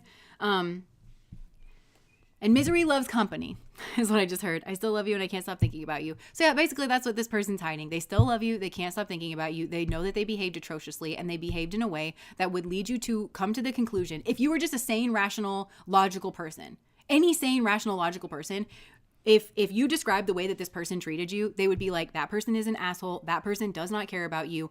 That person is not worth your time. Like literally, they know that. They know that that is like the straight up facts. They know that that is the impression that they left you with about their character and about their feelings for you. And they're recognizing that now. But I think that they were so confused that they didn't realize that that's the way that they were coming off, and that they were choosing. They were choosing the whole time is what I'm getting. Like this person was like, I don't know if I'm going to choose this or not, or like how to approach this or not. But they didn't realize they were choosing the whole time. Every time they treated you in a weird manner. Every time that they tried to push you away and not actually just live their life and engage with you. Every time they didn't broach the issue. Every time they were trying to give themselves space to think about it, that was them choosing. And this person didn't exactly realize that. but they know that now. I know I hurt you. I don't want to hurt you again. This person knows that there's been like a lot of pain here. This person's like on fire for you. And this card keeps coming out. I know I was wrong by not talking to you. Would you be open to talking now? And this person's like heart is on fire. Like it's just on fire. It's like finally they recognized it, but I feel like this person recognized it too late. I want to say in my mind like a day late and a dollar short, but this feels like 30 years late and $30,000 short. Like this person feels like they were really disconnected, like really, really disconnected. And so, but then once the moment that they actually tapped into their heart space and bothered to say like, what do you want? How do you feel? Their heart was like, yes, thank God. Oh my God, go get her. Go get her. Like, what are you doing? I hate this. Like, just go get her, And this person was like, oh my God, well, that was clear. So it feels like the clarity that this person was looking for the whole time. I just heard, what you're looking for has been here the whole time. This person, I think, was very cerebral and very cut off from like what would make them happy. This person was like, I don't know what to pursue. And this is more than just people. It's like what path in life, what I just heard statistics. This person, okay. So I feel like this person, like, what should I do? So I think they've navigated very logically, like by statistics, where they're like, okay, what job should I do? Okay, well, statistically, I would have a better chance of getting a job if I go into field A as opposed to field B. So field A it is, well, let's see. I'm going to make a pro and con list about you versus being single versus this other lady versus this guy, and we're just going to see who wins instead of just tapping into the heart. And I feel like this person thought that was going to lead them to clarity, and actually their heart led them to clarity. And this person didn't know that. This person feels like they really resist love and emotions because they think emotions lead to them being not clear, and actually their mind led them to being not clear. This is a huge karmic lesson for this person. And I literally just saw Ramana. So I don't know if this person's attached to Ramana or if you are, but Ramana is assisted in this because Ramana is who I associated with helping me understand that the mind, because I'm an air sign. Okay. I'm very cerebral myself. The mind is an obstacle to liberation. And it feels very much this person's like trapped in their own mind, and liberation feels like the appropriate word here. This person doesn't realize that their mind was just keeping them stuck, and it was like keeping them on this hamster wheel of like going round and round. And it's like they needed a tiebreaker, or they needed a deal breaker of like, should I be apathetic? Should I stay and like whatever? And the heart was the tiebreaker, of like, I don't know what I want. I don't know well, the heart knows what you want. That's its job. That's what it keeps in there, And it feels like a lower, I don't even know. This person was selfish and immature. What do they want to say about that? You're so beautiful inside and out. I'm secretly obsessed with you. This person doesn't really want to talk about that, actually, that they were selfish and mature. They're like, that was in the past. Like, please give me another chance. This person seems like they so thoroughly understand that they were stupid, selfish, and immature. They understand it inside and out. That's not really what they want to talk about with you. They want to admit that to you, but they don't want to talk about that with you. They want to make up for lost time. This person wants to be like, they want to just express to you how valuable you are, how beautiful you are, that you stand out to them. They want to take the hurt out of the situation too, because literally any other person that this person was dicking off with, hear me when I say they were actually and quite literally dicking off. This person's level of sexual energy in the past, they should have just masturbated because they just masturbate on other people. Like, ugh, like they, ugh. And this person's like crying but laughing, and they're like, yeah, it's true. Like this person is like realizing, they're waking up. That reminds me of the quote in Eat, Pray, Love too, which is obviously her like spiritual journey, where she was like, never again will I use another person's body, mind, heart, and soul as a scratching post. Like that's what this person does. They just use people. They don't mean to. They kind of think it's normal. They don't think about what they're doing. This person just doesn't think. It's funny because all they do is think, but it's not high quality thinking because there's no heart in it. It's not holistic thinking. And it feels like this big aha moment. I think this person wants to tell you all of this. Like, I know, I realize, I get it, and they want to make up for lost time. They want to talk about like how beautiful your heart is, how beautiful you are inside and out. This person just wants to make sure that you know that you're for them, you are valuable. That you have nothing to feel. And I think this person knows that they made you feel insecure, that they really rocked your confidence. And maybe they meant to, because maybe they thought that was strategic. It's kind of giving me, it's giving the feeling of like, if they don't want you to go anywhere, if they break the axle of your wagon, you're not going to go anywhere. And I think this was subconscious. I don't think this person was like, I'm about to break your confidence so that you can't go anywhere. I think their mind was just like, well, they're so selfish and so immature and so not thinking with the heart that they didn't care what that did to you. They were just like, let me just break the axle of your wagon. Okay, that feels better. Now I have some time to continue dicking off in my brain and in the world. And that felt right to them. that felt right to them. And it was very selfish. This person just was not considering you. So this person knows that they broke your confidence, and they know that they put you at a disadvantage, and that they stood to benefit from that. And that's what they wanted. That was my cat. She was sniffing around. I don't know what this metaphor is, but she was like sniffing around over there, exploring things that she's seen many times before. And then literally nothing occurred, and she scared herself and then like ran. And I feel like maybe that's this person too. Yeah, and I think that goes back to like a commitment thing. They keep they're showing me that like with the thinking, because I just said like she's over there like carefully exploring things that she has carefully explored many times in her very long life at this point. And this person just goes over and over the things about you, thinking that it's gonna tell them. And then they got scared for like normal, regular things, you know? So this person was just like trapped in a prison of their own making with their mind. And they also know that you suffered for that. There's a real acknowledgement here of like, I should have been the one suffering. This was a me problem that I just very selfishly pushed over onto your plate. And it feels like they broke something and then you had to fix it, either yourself or you had to. I don't have a wagon, but I imagine, I don't even know what an axle is, okay? I just whipped out my Oregon Trail knowledge and just hoped for the best. So I feel like that was you, where you're like, I'm just hoping for the best. I'm pretty sure this is correct. I'm going to lean into it, you know? So you could have had to, you know, pay a pretty penny, which is maybe therapy. You probably spent a lot of money in therapy because of this joker, or people who like are this way too. And this person is like, how selfish that you've had to spend thousands of dollars because I just couldn't communicate myself. That's fucked up. If anyone should have had to spend thousands of dollars, it should have been me. I should have cracked this baby open. You know, like that's kind of the energy that we all got dysentery. I'm crying. We all got dysentery. You know, let me not. I was going to use that as a metaphor. Let me not. Yeah. So, look, I keep pulling this card. It's like just, it's mindless for me too. And I think this person like, reflex. Like there's something here about like, it was just something here is like reflex. And I think that, and I'm also seeing like a worry stone. So I think this person would like always think about you though. They would, in their mind, they would always come back to like, I know I was wrong by not talking to you. They've known that for a while, I think. I know I was wrong for not talking to you. Would you be open to talking to me now? But you're probably going to cut my head off. I know I would. There's that. That's that. It's like, I know I wouldn't believe me. I would yell at me. I would think there was something else. There was some, and maybe that's the thing. Okay, I get it. This person's afraid you're going to ask questions because this person's saying, I know that I would have thought that there was something else going on. Like I wouldn't just, the way this person just wants to gloss over it. They just want to be like, I was literally so stupid. I was selfish and immature. But you know that there's like more to the story. You know that there's like, okay, so what was it that was going on? This person knows that they themselves in that same position would be like, why did you lie to me? Why did you ghost me? No, there's a reason. And it's probably another bitch. And let's hear it. Let's hear it start to finish. Once upon a time, the sky was blue.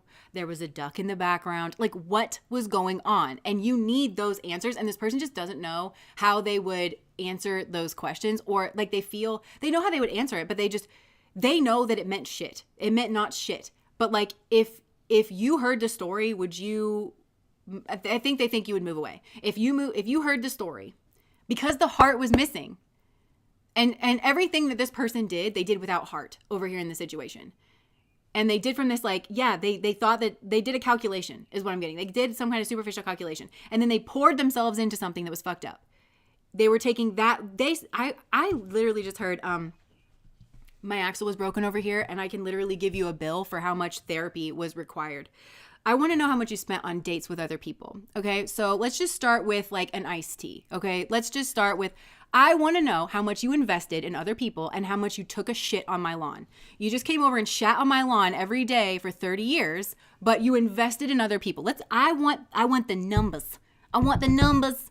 And I feel like tears energy. This person's like, I know. Like, I don't know why I do this. Well, they kind of do now.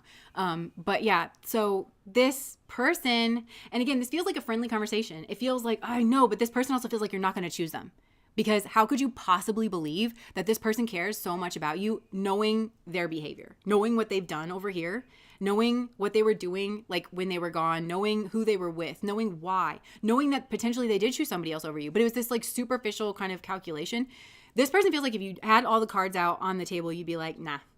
And they know that it's wrong in a sense because there is heart here. That they just think that you wouldn't believe it though. You don't know the depth of their feeling because they were just running from it in the past. It feels like it was always there for them to know, like, that you were different. I just heard you were strange. Like, this person, I think that was it. They didn't know how to read you, and they took it. This person, I think, I'm going to be very honest. I don't think this is a very good person. Like, I don't think that they were. I think this person, it's rote. Like, something about their attachment to women, certain women, the way they go about that, it's just, they don't think about it. This person doesn't think. They don't think. They just are on autopilot in some way, and they don't question it, and they don't, this doesn't make sense to me. And I think that they know that wouldn't make sense to you. And I'm so in love with you. You're so perfect to me.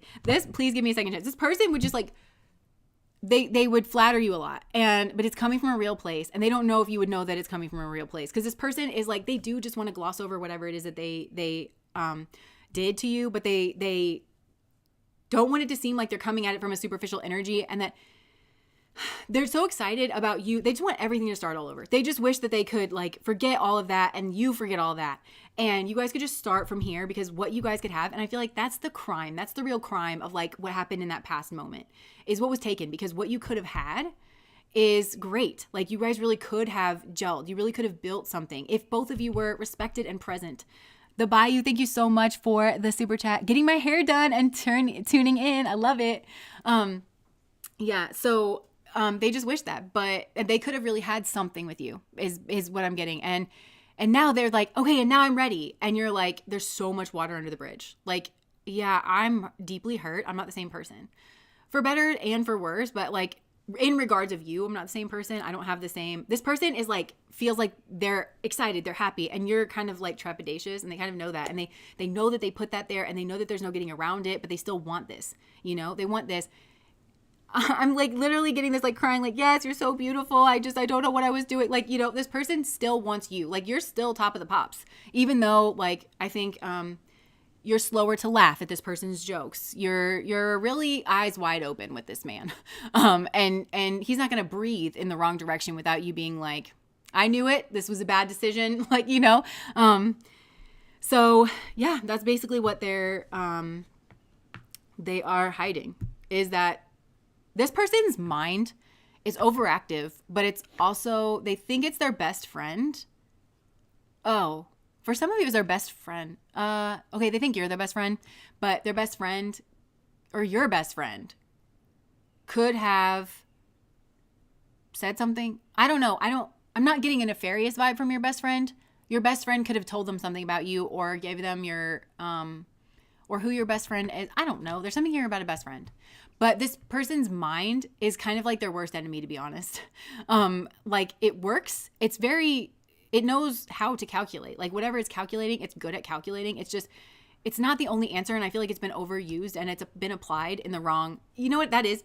It's like the mind itself it works like really, really well. But this person needs to be what uses the mind. And they need to step back and say, is this appropriate? Is this calculation appropriate? That's what it feels like. Or is another calculation more appropriate? Does that make sense? And they didn't even question that. It's like the context is key here. And I think that's true about you too. The context is key. Okay, I get it. This person's mind was like super zeroed in on your behavior. But if this person just pulled back, they were like, the context is key. The context about you, the context about them, the context about what they were doing, that was what they were missing. Your behavior makes perfect sense. It's very sane. It's very predictable even, if you just step back and look at like the overall context. This person couldn't observe their own. The other thing is they couldn't factor in their own behavior into the equation. So like the Hawthorne effect, that's not the Hawthorne effect though. This is like, this person is trying to observe your behavior, but they're stripping themselves away. They're trying to look at you as though you exist in a bubble and in a vacuum, and that them and their actions are having no effect on the way that you treat them. That it just all only means something about your personality and the way that you feel about them. When in actuality, you're responding to this person. And even if this person is like, because it seems to me like there was a thing between you. There was like some kind of, it needed to be dealt with. It needed to be interacted with. And so this person was like, oh, I'm not ready to do that. So I'm going to put that on the back burner. So you took it as a rejection, or you took it as some kind of like neglect. And this person really actually seriously thought that like You can experience that with somebody and then put it on the back burner and they're not going to notice. Just because it hasn't been spoken aloud, it's not felt by both people. But you felt it too, and then you observed this person's behavior, which was probably jackass stupid in some kind of way, and you were like, oh, okay, got it. You're either not interested in me the same way, or you actively hate women, I just heard. Because for some of you, the way this person behaved is like absolutely not okay. And if they don't like, there's a devaluing here. Either you devalue me as a person, or you just think so highly of yourself, or you just hate women. Like it's something here like that, or you're not interested in me. So this person was like, they didn't realize how much their actions were communicating to you, and that you're not a moron, and that you were just kind of like, okay, got it. You either got that they weren't interested, or you got that they didn't like you, or that they're not a good person, or all of the above, and it makes sense. That's exactly what they were saying. And so nothing that this person's going to say with their mouth, especially after the fact, is going to be able to undo that. This person has a real uphill battle. And really whether or not they even like get through the starting line, it feels like that's, that just snapped in for me, a Taylor Swift song. It was like the starting line and you jump up, the Black Dog. Yeah. Yeah. Like, how are you not thinking about me in the Black Dog, which is like a bar? How are you not thinking about me in the Black Dog? Cause you are a psychopath. You have no emotions. Like this person just literally, they have emotions. They were just cut off from them. And they thought that was a way to be. So yeah, this person's just like very flattering. I feel like this would almost be comical. Like at the beginning of the and it needs to be too. Like, but I feel like this would almost be comical where it's like every time this person shows up, they have a flower in their hand for like the literally like 2 solid years that you guys are courting. I feel like this person wants to court you. It's like courtship, it's very much like they want to pick you up to go to the sock hop, and they want to, I just saw 2 people sharing a milkshake, but then they were like, well, I don't know if that's like rushing things here. I'll get you your own milkshake. Like this person wants to just be very respectful, because it feels like the 2 of you naturally would have just shared a milkshake and it would have been fun. But now this person knows that you might actually want your own milkshake, because I've been an ass. Like this person knows that. But yeah, so this person's like personality is there. They're happy. This would be, I think, a happy conversation. But this person's sad because they feel like they might have fucked it up. And they really might have too. Because I think what was done here, it might just be too much for you. Even mentally, like, okay, because I went to the dentist yesterday and it's like fine, but like for me, it's just like the psychological thing of it. Like you got people over you, you got like a lot going on here. It's just, that's the only thing that's like really hard. Nothing that they're doing is like really, it's annoying, it's loud. It's like, and I think for this person, there was like, it's something here like that where, or for you, it's the mental stuff. Whatever this person did, it's like you could get over it, like the actual like actions of it, but it's like the mental stuff, the mind frame stuff. And that's what this person doesn't have an excuse for. They put that in your mind. And that is a big, I just heard, let that be a lesson to you. That was Ramana. Ramana to me is like spiritual teacher. It's also fatherly energy where it's like, I'm helping you learn. I'm also her father. It's like very much like that, so let that be a lesson to you. You be very careful what you put in somebody's mind because it's not easily undone. And, I feel like that's, it's not to be taken lightly that you can't connect with your emotions and you treat people like shit. And I feel like that's kind of, and it actually doesn't matter about your feelings because this person's like, my feelings are so much for you. And Ramana's like, yeah, actually, it means jack shit about your feelings now. Your feelings would have done it in the past. You need to communicate those feelings. That's enough to start a relationship. Once you start treating people like shit though, now you've got trauma. Now you've got abuse. Now you've got, that word was very intentionally used here. Now you're overcoming a negative treatment. You've made someone afraid of you. And this is like, I always think about, there's a phrase in like Vedic, in the Vedic texts where it's like even like one unkind word can create a karmic enemy. And there's such strong soulmate energy here. And it's like, there's such unkind treatment here. That's really what it was. Such unkind, disregarding, dismissive treatment of a person who is beautiful inside and out and who is your match in every way. And you chose to treat them in a way that makes them have to defend themselves against you. Wild choice. I just heard that's a choice. And you chose to go partner and spend time, money, energy, attention on people that could give a shit about you and that you could give a shit about them. Very superficial energy. The spiritual catastrophe that is you and your life, it's hard to really impress upon you. You're in a situation here, but this fundamental pathology is what he's saying. This is a pathology. It needs to knock it the fuck off. And I just heard that. Knock it off. So this has been like this is a huge spiritual turning point for this person. And that's like Ramana is like in this reading very, very strong. Because I feel like there's the connection between the two of you, but there's this overall spiritual turning point. It's like somebody turning over like the car engine. The car engine is not going to run unless like the key turns over, right? This person needed to turn over this car engine of getting their heart online, or I really feel like he was not going to be allowed to have you, like on a spiritual level. So it feels like actually this is a possibility, but it also feels like there's a lot of fucking water under this bridge, and that the bigger mission, spiritual mission, soul mission has actually been accomplished here, where this person's online. And it feels very much like waking up and being like, what mess have you gotten yourself into? And this person realizes that they're up shit's creek without a paddle. That's what they realize. And so, yeah, it's going to take a minute. This person has to figure out their situation. This person's in a situation where they got to figure out their situation. And mostly, if this person's in a relationship, or if they date a lot of people, they're in a situation, they're karmically speaking a big one. Because they're not around it's like, it feels comically far. They're comically far from anyone that they should actually be around. And so I'm hearing I'm up shit's creek without a paddle, and now I've got to figure out how to get myself back. It feels like on solid land. Like even like off the creek, they've got to get to some kind of like solid land and stop being like, it feels to me like this person was actually being whipped around by their emotions, but in a super unconscious kind of way. And it led them way, way astray. Instead of like being a skilled navigator, I'm seeing like Moana, instead of that, it just feels like this is the kind of person that's like, oh, well, I'm not an emotional person, but actually they're just not tapped into their emotions. We're all emotional people. They don't understand that. And their emotions were driving their unconscious behavior and like their partnerships. It feels like this denial. I'm just hearing like denial. What you call being not emotional is not the same thing as being emotionally masterful. And what you're actually advocating for is denial and repression. So, yeah. Maybe he's affected by the full moon. I feel like he's affected by a lot more than that. Oh, he had to move back. Yeah, there's something here. It does feel like that. Somebody said had to move back to his home country and live with his parents. It does feel something like that, like not getting on the right path back here. Because devil energy is all about the short term. And I feel like this person went in for that multiple times. And that's what led them up shit's creek. It's like, I feel like these were temporary fleeting situations, but it's like they just kept getting moved up shit's creek by taking the devil's cup over and over and over and over and over again. Because they weren't navigating with their emotions or their sense of right and wrong. And it feels like in the long term, that fucks you. And it feels like they're supposed to be somewhere in the long term, and that's not going to be there. And so they have to kind of do something. And now they've got to spend their energy on repairing instead of maybe hitting a time where they should be hitting their stride, in something.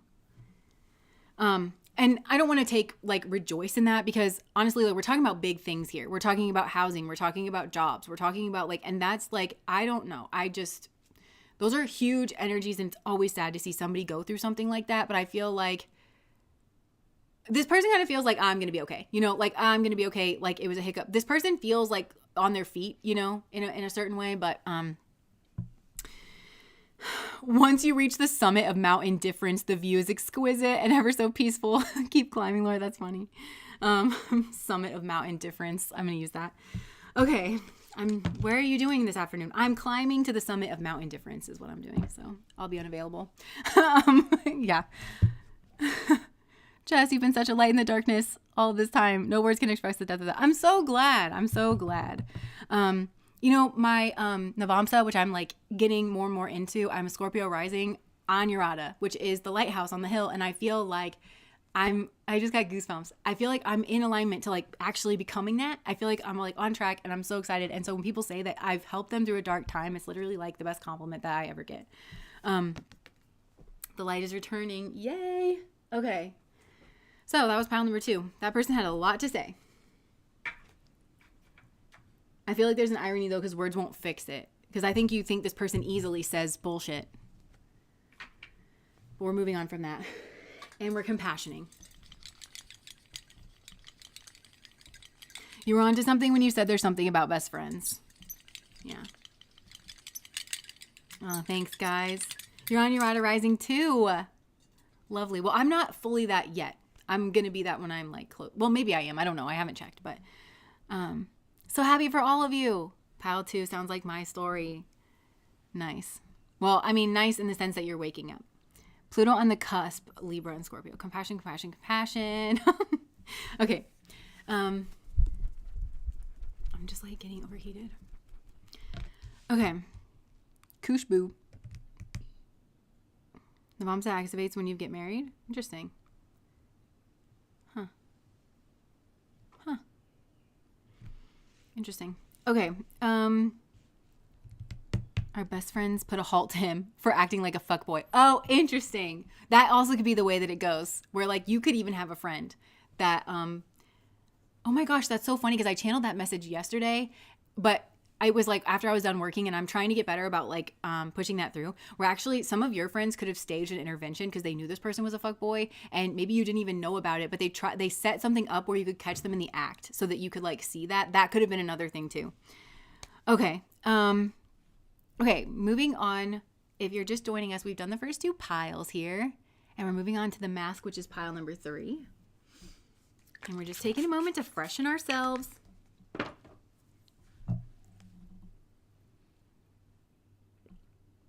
Okay, this person is total bullshit, doesn't even know what friendship means, let alone a relationship. You know what? I'm proud of us because I've been reading cards like on this channel for a long time. It's been like, I think it's been like 5 years now. I don't know. It just seems like I'm a seasoned old lady for this.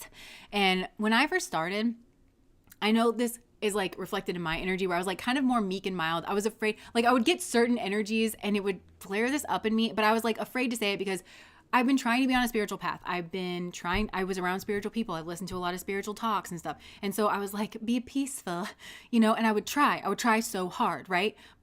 And I would try to find like nicer ways to try to describe an inappropriate energy, in my opinion. Like, well, this person is trying, I'm sure they're trying. But like a part of my brain was always just like, sure they're trying. That person gets to try and I just have to suffer. Like, it's just that trigger, that pain point in me. And I feel like all of us are, at least here, like when we're in our group together, I feel like we're all just like, I don't think that we're mean, but I think that we're just like more honest. And I actually think that that's helpful in moving the energy, because there for a while I was feeling like the energy was kind of stagnant, where I would tap into the energy and like the same message would come out. But because I was willing to explore more emotions in myself, I feel like that was also mirrored in you being willing to do that. And we're willing to have these honest conversations, which I actually feel like is moving the energy. And that's been very helpful. And there's another phrase that's like, before you become spiritual, one must first become natural, because we are socialized into our culture and we're told how we're supposed to be. Even you get socialized into a spiritual culture, because it is kind of the natural output of the spiritual path that you become more and more spiritual, but that's a process. And you shouldn't feel like you have to virtue signal your spirituality. Like, I'm trying. And honestly, sometimes when I'm like, this person's a fucking asshole, that is actually me trying my best. And I'm not maybe doing the best job, but at least I'm being authentic to where I'm at. And I'm not trying to put on this show of spirituality. That reminds me of another quote from Eat, Pray, Love, where she realizes when she's at the ashram, she's like, God is not interested in your performance of what a spiritual person should look like. And I feel like all of us are like, no, I'm spiritual. I am on my path. I'm in the thick of it sometimes. Rachel May, I love your name. Thank you so much for the super chat. Wait, happy Friday. Thanks for all you do. Little Willow, I love your name too. Thank you so much for the super chat. There just aren't words to describe the breadth of your magic. I'm so grateful for you. See, and isn't that wonderful? Because yeah, I don't know, but I just feel that we're all on this path together, and that, I don't know. And the other thing too, the last thing that I'll say about the spiritual thing is, aren't we taught, well, I don't know, I grew up Christian, and there's the whole like, judge not lest ye should be judged thing. And I don't know how I feel about that. I think that it's God's judgment, like ultimately, if we're on our path or not. And I feel like messing up is, and it can mean that you're still on your path. You know what I'm saying? Like, even if you do the wrong thing, you go down the wrong road. From a certain lens, you're never not on your path, because you're going to get back to your path, and you apparently are signaling to the universe that you had to learn all of those lessons anyway. So you're in a certain way never not on your path. And so the ultimate judgment of a soul is, of course, up to God. But I also feel like as you are a person and you're navigating the world, I think there's healthy judgment of like, if someone is giving you the ick, and you're like, maybe I shouldn't turn to walk down that dark alley by myself because that weird guy that I'm judging as being a weirdo is down there. That seems adaptive to me. And I think that we can take morality too far, where it's important to understand that you're like an animal that's trying to navigate through the world, and also like a person. And I think that kind of judgment is actually very healthy and also necessary for you to discern between opposites and figure things out and like work your way through. And yeah, it's not the end result, but just because you're not like this complete sage like being doesn't mean that you're not spiritual, and it doesn't mean that you're not on a spiritual path. And I actually think that it's kind of bullshit for other spiritual people to be like, oh, well, you're not very spiritual. Like, are you not judging me in an inappropriate way? Like, maybe I'm not fully realized and maybe I'm going through a hard time right now, or maybe I'm confused about something, but I still am trying to like deal with my spiritual path, you know? And you not wanting to be around it, or you've been mistreated or hurt by it, is one thing, you know? Like allowing people to have like their emotions. And I think real spiritual people are like, who are actually in an earnest, good faith way, engaging in their spirituality. I think you kind of know when you fuck up. And when somebody having a reaction is like warranted, and it's actually them processing an energy that you meant to or didn't mean to kind of throw at them, you know? So I don't know how that makes sense, but that's just me figuring stuff out as I go. I don't think I want to be a complete sage-like being. Literally a thought that I've had too. Trusting yourself and your intuition. But I have to say, I've been having these crazy experiences meditating. I mentioned one in a reading that's coming out. And I actually been talking to my neighbor because she meditates too. And she said the same thing. I have had experiences that I have not had before in meditation. And I was like, okay, I totally get it. Like, it feels so good. Like when you're actually connecting with that godlike energy. And I was like, okay, maybe I could be a sage. Like I totally get what they're doing in the cave up there. You know, it's not just, but I don't know. I dip in and out where it's like, sometimes I think that and other times I think other things. And so I don't know. Part of me being spiritual and being human at the same time. I hate when people assume me trying to be spiritual and a good person means I act like I'm perfect. I'm always the first one to admit my flaws. That's so relatable. So relatable. Being human is wild. I love how we're all, I don't know. That just feels like the path of being here where you're like, literally, what an experience. Okay, so moving on to pile number 3. The squeaky wheel gets the grease. I just heard, because all of a sudden this sounded so loud to me. This wheel, this is like older, so it like makes sense, but it always kind of squeaks, but like that was so loud. The squeaky wheel gets the grease. I don't know if you feel like this person's a squeaky wheel. Let me get us into pile 3 here. Actually, let me just put my lip gloss on. Okay. I'm not fully realized. I'm still a little vain.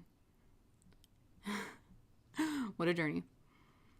I give the experience 2 out of 5 stars. I literally cannot wait to write my review for this place. And be like, really think about this. Really, truly think about it, okay? Because once you're in, you're in. Okay, so pile number 3. All right, now this is ready. All right, what is this person hiding? I just heard, you already know what this person's hiding. Let me just see here. Okay, you might know, but like you just have like maybe a morbid curiosity. There could have been a tower moment here. Yeah, this person, I think you could have thought this person was your 2 of Cups, and they're not. This person is giving narc. I'm not going to lie. It is giving narc, but it's like, I'm hesitant to say it, even though it's kind of like, yeah, there's some kind of like sneaking around energy. Oh my gosh. Literally, I feel like you've been observing this person, and I think that it could have been like an ego hit for you to realize like what this person was doing or what this person was. Because I think this person tries to like show off that they're like this gem and that they're, you know, multifaceted or whatever. But actually, this person could have been like juggling. This person, they hide. They're split. This person is like very split. And yeah, they very much put forth like something as their personality, but then they just like watch and observe. It's like kind of a cold, cunning creature behind the scenes. Yeah, betrayal. I guess curiosity about a betrayal. I think this is you. You're curious about a betrayal. And it's okay. You were curious about a betrayal, and it even could have been your own betrayal that this person did to you, but it could have been a betrayal that you perpetrated against another person. And this person somehow put on some type of song and dance or a mask in order to get you to harm and betray like a really good person. And so you were looking into that, and then that's what made you realize like about this other person, that this other person was wearing a mask and they're vacuous on the inside. Like, look, that's them. They wear this like mask of maybe bohemian. So this person could like be a hippie or something. But this person also could just be seeming really casual. Like this person could just have seemed really casual and like nonchalant about the way that they said something, like they weren't really very invested in it, or, you know, almost absent-minded. Like they couldn't have possibly been perpetrating a strategy, right?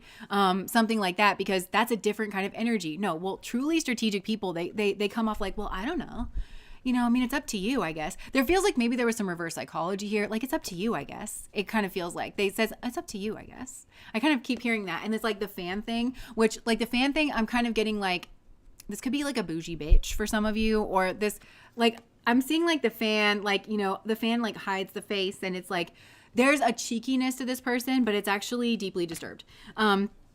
Yeah. So this person is like they're trying to get between two people as well, and possibly in between the resurrection of a relationship. They're trying to push, like, and they're watching this person. If I really get the sense that for a lot of you, this person wanted to interrupt a partnership or push two people apart. And the whole time they're in your face, like trying to be like a personality or trying to something, they're watching this other person too. They're trying to keep people apart here. They're doing that. Yeah, I feel like this is just bringing up some kind of surge of like energy. Maybe you want to send this person a message and like give them a piece of your mind. I really think it's a waste of time with a person like this, to be honest. And they'll feed off of it. And they may well say something like, well, it worked, didn't it? Or like I don't know. This person is, but I feel like that, yeah, this person said something, or there was like a trip or whatever it was. Oh, drugs. Like it could have been like a drug trip or something. I don't know. But, it changed something on a dime here. They said something or they sent a message, or they mentioned a message, but this person knew what they were doing. And when they sent it, yeah, I feel like there's sadness, but I feel like this is the beginning of a surge in you. So knowing this, figuring this out, is pushing a surge of energy in you that you can use for your spiritual transformation. This is about you turning something here on a dime, realizing this. This is a karmic, so make sure you're cord cutting. Make sure you're asking God to get this person away from you.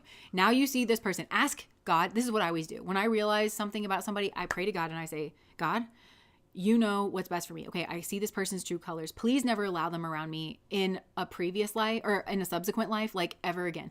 And I never want to be around this person where I'm unaware of exactly who they are and what they're doing. But I would also prefer to never be around this person again. And then I cord cut and I like do all my little cleansing rituals, but I set very strong intention to get a person like this the fuck away from me, you know? And I feel like that's what you're doing. And possibly it's like there's crying, or it could be that this is the King of Stars, which the King of Stars in this deck is the King of Wands. So there could be a King of Wands, which is like kind of a player energy, honestly. Even though it's a king, it's kind of, and for me, the King of Wands, there's always a strategy or some kind of leader. They had a strategy to get you to follow the leader, or they had they acted like they were a leader, or they dictated something to you, but they had a complete plan in mind. This person did. They also could have done this to a King of Wands, and he's sad, like possibly about you, but this is a person who, this is really like playing two people against each other. So somebody here could have pretended to be your friend and they said one thing to you, and then they were pretending to be somebody else's friend and they were saying something completely different to them. It would be wild and shocking to you. I think you probably didn't understand that people in general could have like this level of depravity, or there could be this type of person. So this could be a person that's like younger than you, or you thought that they were really sweet, or you thought that they were really successful, so why would they lie? Or like something like that, where you're just like, I can't believe that. Why would you do that? And it's codependency. Somebody here, I think, felt codependent on a relationship, and they need somebody to be miserable in order to be with them. But that doesn't seem to make them feel gross about themselves. They just do it anyways. So yeah, and there's a possessiveness. Look at that. It's gross. And look how unhappy and mad that guy is. And look how happy that girl is. Like, ugh, this is so gross. Yeah, it's the Magician. And they could have even tried to weaponize an impulse, some kind of message, some kind of maybe fast turning sexual energy, or a trip even. And I keep getting like maybe a drug trip. They could have been like, let's get high on something together. And then like they did like a sexual thing, and then it changed something like really big, and it was all manipulation. And this is so creepy, the way that this person's like sat back and like watching. This is a gross, nasty person. But I feel like you are working on balancing out your energies. First of all, you're pulling away, because I think this person said or did something and it flared up something in you, but it was all manufactured. It was like all bullshit. It was all a lie. So you're recognizing that was like a leash that you got pulled around by. And that I think it makes you uncomfortable that this person saw that in you so clearly and you didn't see it in and of yourself, and that you were really just whipped around like by this person. that's an enemy. Let's be very clear. It's also a deeply disturbed person, like very nasty. Ugh, this is giving gross. If you slept with this person, I think it's probably giving you the ick. But like this harmony energy, I feel like it's actually turning you into like this sage energy in terms of like balancing out your energies. You're enlightened about something here now. You're balanced. I think you're sad. You're balanced out though, and it's leveled you up. It's provided a clarity, realizing, pulling the mask off of this person, and therefore the message that they sent or whatever it was that they did. It's bringing you a lot of clarity, and you're balanced out in your own energies. That way, if a person like this ever is around you again and they spout off at the mouth again, you're not going to just like somebody throws a stick and a dog just chases it. Instead, you are going to be that calm presence that's like the lion, and you don't take your eyes off of the person who threw the stick. And I'm hearing motive. This person had motive, and I feel like it was to continue a codependent relationship with somebody that didn't truly want them. And they had to like I said, that would make me feel so gross. If somebody doesn't want me, good. I don't want you either. Great. Even if I was attracted to you before, I don't want somebody who doesn't want me. I want a partnership. I want to, like, I can't imagine how gross you would feel on it. But this person doesn't have that. They're ashamed. They never expected to be called out. They never expected to be seen for what they actually truly are. Because this person was putting on a show here with the sun energy. They were trying to be like happy, or they were trying to seem like they had a certain like personality or something, and they just don't.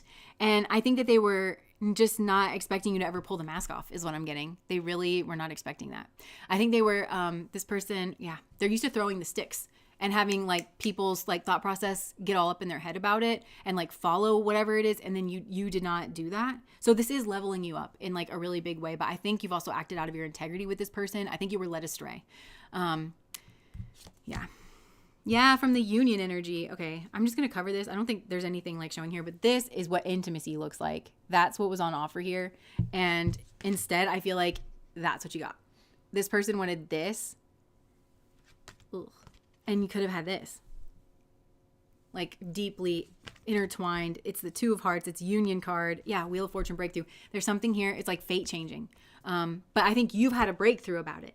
You've had a realization about it, and you're almost there. You're almost like getting to the heart of the matter. So this has been a spiritual initiation. You've gone on a spiritual journey. This has leveled you up spiritually. This is a big win for me. Spiritual wins are always the big win. Yeah, like this was a big loss here, because this is like soulmate. If not, you would probably, the person you lost here, you probably think is your twin flame. Like that's the level of like chemistry and connection here that was lost. So that's a big loss, and I don't want to like gloss over that. But the spiritual wins, like I said, are always the big wins. And I feel like you and your, I want to say twin flame, like take this however it resonates, but like you and your soulmate here knew coming into this life, it was a big risk, but you knew that you could gain big spiritually, and both of you were like, let's do it. And I feel like that's, three's a crowd. I just heard three's a crowd. Oh my gosh, look, the Lovers. Yeah, and this is bringing you back to your like actual lovers. I feel like you were just really fucked up and like led astray by a certain person here. And I think it could have been because you were trying to clear the air with a person that you betrayed, and you got very curious about that. Or this person actually betrayed you. They probably did in the end, because this person's a betrayer, and they don't have your attention naturally. So this person has to drum up some kind of like, they want you to chase them too. You don't naturally chase this person. It's just not natural between the two of you. So they would have to, this is a person with just a bag of tricks is basically what it is. Just a bag of tricks.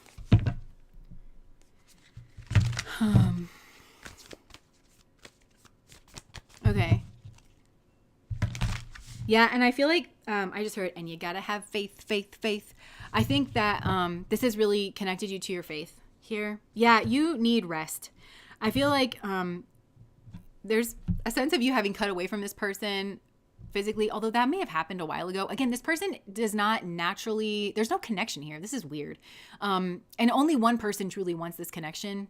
So this could be a holdover from pile number 2, where a person who's just not in touch with their heart is just around the grossest people. This isn't just the wrong people. This is like actively giving me the ick.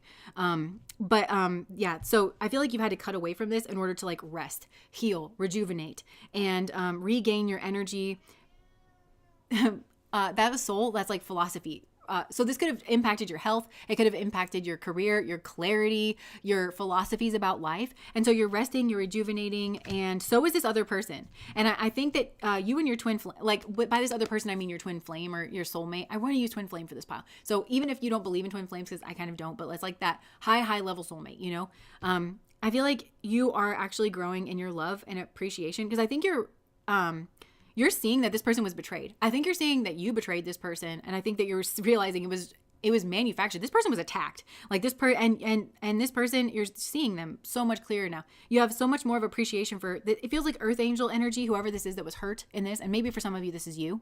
So take that however it resonates, but you're seeing like the vulnerability, the sensitivity, the fact that this person healed, like, or is healing on their own, that they're comfortable possibly like being alone. That would be this is like such stark contrast between this other person who is like literally has nothing to do with you. It's literally so nasty and is like clinging here to somebody that doesn't want them back, and they can somehow manage to not feel grossed out by themselves at night. This other person belonged with this other person and still was like vulnerable and healed and was alone. The Bayou, thank you for another super chat. The best friend, his best friend. Is he gone yet? Oh, I don't know. Okay, so maybe I'll try to look into the best friend at some point. Maybe after this. Flick the ick. Oh my gosh, Mama Heat. Flick the ick. Yes. Flick the ick. I want a shirt that says that. Actually, people probably won't get that outside of our group. Yeah, so there's like a balancing. There's a balancing here. And I feel like you could be falling in love with someone else like from far away, or somebody's doing this to you now that like you're healing. It's like clearing the way. Yeah. You need like intuition and illusion. So like you're using your intuition, it's overcome an illusion. There's healing here, but it's on like this deep cosmic level, this auric level. It's so deep. Catherine said, give me some oil. Okay. So, what are we doing? What are they hiding? Ew, this person. Oh my God. Okay. Going back to this, this is such a gross person. I literally cannot stand this. I don't know how much longer I'm going to do this with this person. They're watching.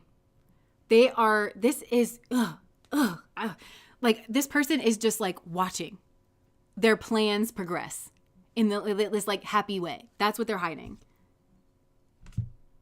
Oh my God. I feel like you're seeing this now. It makes you sad. This is you. You're actively seeing this now. It makes you sad. But notice the angel wings like behind this. Oh my gosh. And you're seeing something like very clearly that your heart's on, I think you're seeing that your heart's on fire for something or someone else. This could be God. This could be spirituality if it's not like an actual person. It also could be for yourself.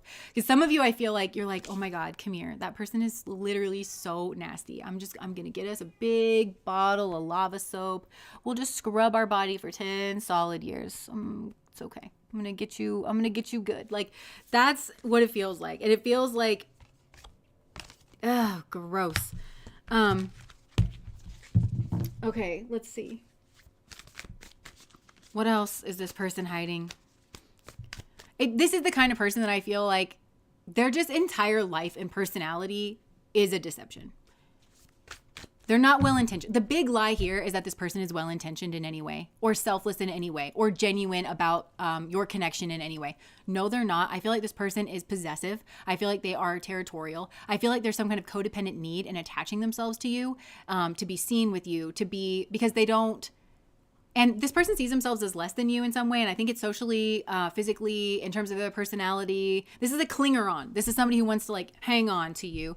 And so there's just, this person has no intentions of pouring into you. They just want to take from you. And they want to, they're actively sabotaging you and your relationships. This is a karmic enemy in every sense of the word. And somehow they've managed to get close to you. It's karma. But this cycle is ending. Because I feel like you were in a state of, like, something here is broken for you, and it's revealed your heart. And it possibly was an ending of a relationship that this person actively ended. They actively got in between. On purpose, they knew what they were doing. They were gleeful every step of the way. This person sat back and literally watched their plans progress and was like, and then possibly tried to swoop in and play, like, angel or something. This is a deeply disturbed person. Ew.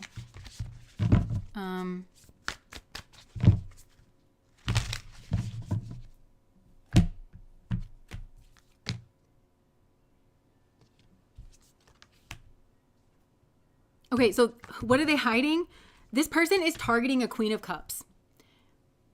That could be you, or that could be a person that you're attached to. This person is, I literally just did a reading about this and it won't come out for a while because I literally had like boom, boom, boom. Several readings come out literally like a couple of days ago. And it felt like people are having like a lot of realization. So that could be you now. And it's funny because when I was channeling that, I was like, I think some people are going through this right now. And some people are going through it whenever the readings are coming out.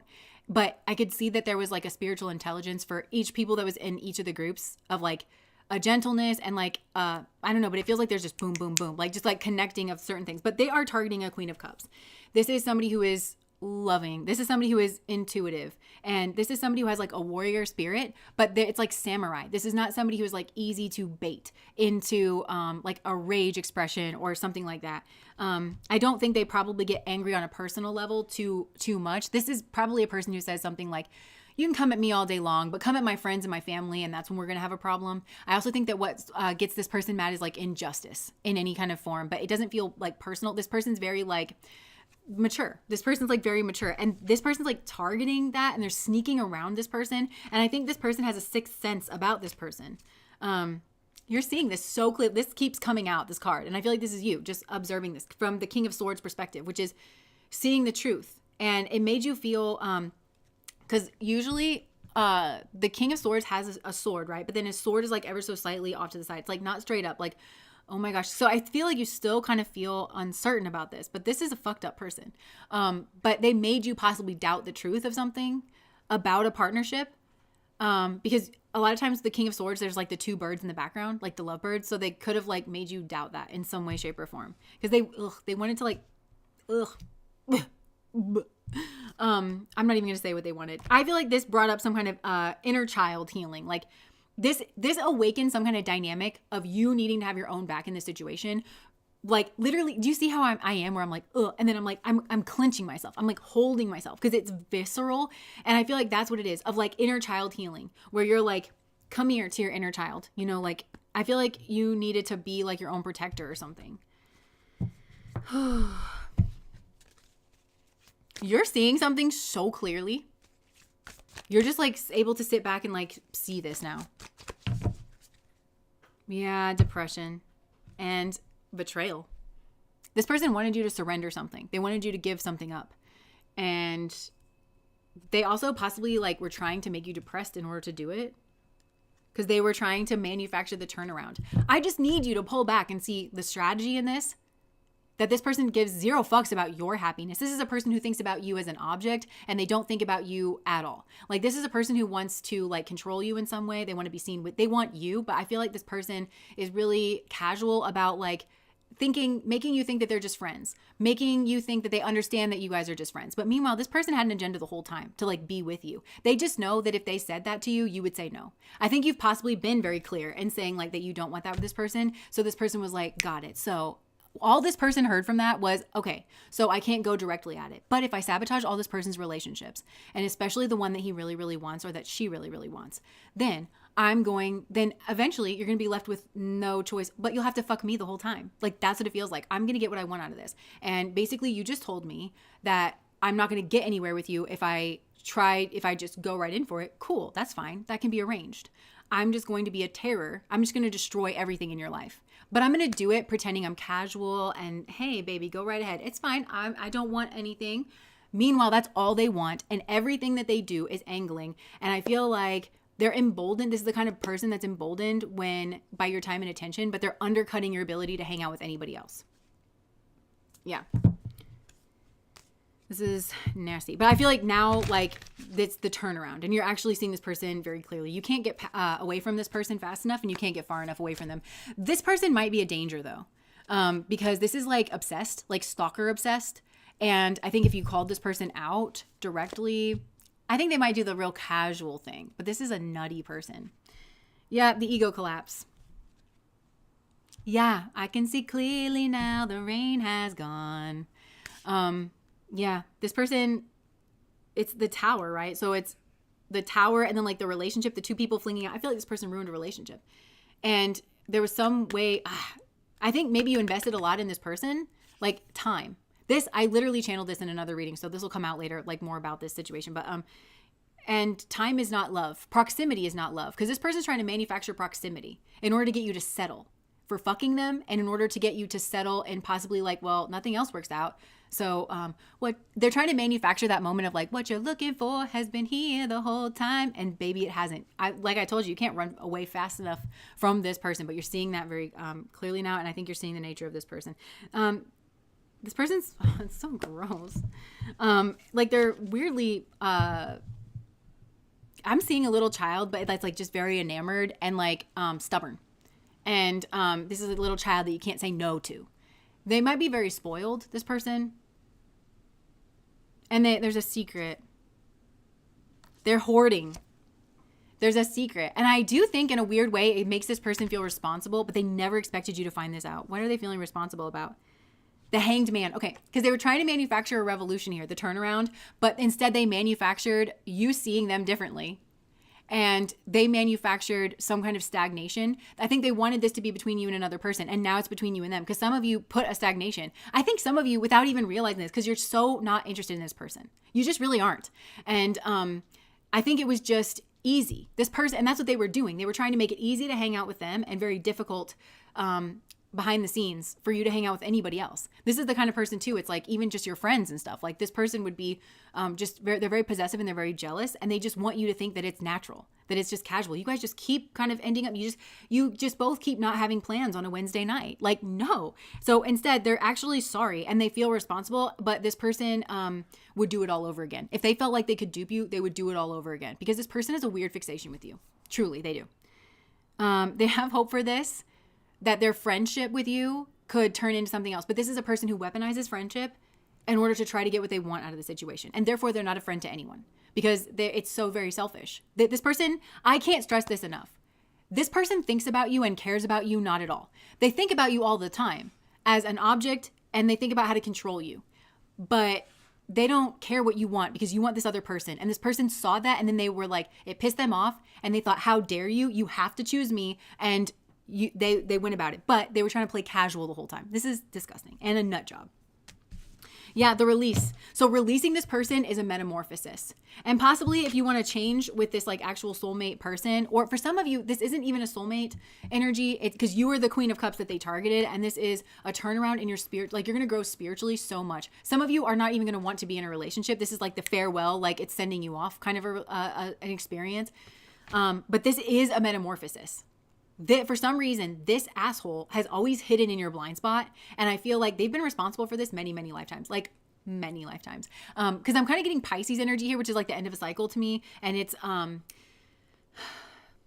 like you've been through like the entire zodiac and you've kind of matured and you're in touch with your intuition, where it's like, oh my God, that's what you really are. Because this person maybe is just like so convincing. This is grotesque. I keep saying that. I can't stress like, yeah, this person is having withdrawals. Like if you leave them, they're having withdrawals. And also there's something here where like this person has been so fixated on you for such a long time. I feel like some of you don't even know this, because they're trying to give you the impression that they're your friend and that they're casual. Couldn't be further from the truth. That when you actually remove your energy, there's withdrawals, because this person just puts their time and attention on you so much that there's withdrawals. And it's because this person feels like this on the inside, small, kind of weird, unimpressive, sad, bored, and they don't have their own they haven't cultivated their own inner light. Of course they have it, but they don't want to actually go about it. So you're a karmic to them too, because you are blocking their spiritual journey, because this person is putting their focus on you, and they think that you're the key and you're the answer. And if they could just be with you, and if you could just see, and if you could just, and they feel no remorse for doing this, because this person feels justified, because they've decided that you should be with them. And they don't give a single fuck what you've decided, because I think you've been clear. But so they're tyrannical. And like literally, also you break up with this person over the phone. Like this person wants to put on a pity party, but like this person's disingenuous in their emotions. They literally have no remorse for what they've done. And they would do it all over again. But this person I feel like this person is like sorry, but they're a sorry person. This is a person who deserves what they get. This is a person who treats people poorly. And because of that, people don't want to be around you. It's justice for people to not want to be around this person, and certainly for you not to be around this person. Ugh. I just heard party. Like there's maybe they feel like this person also feels like again, it feels like this person couldn't naturally have your attention unless you were at a party and they got you drunk and then they ran off everybody else, or if they told some kind of lie. Because if you were in your right mind, if you weren't in that party environment, you would not choose to be around this person. You just wouldn't.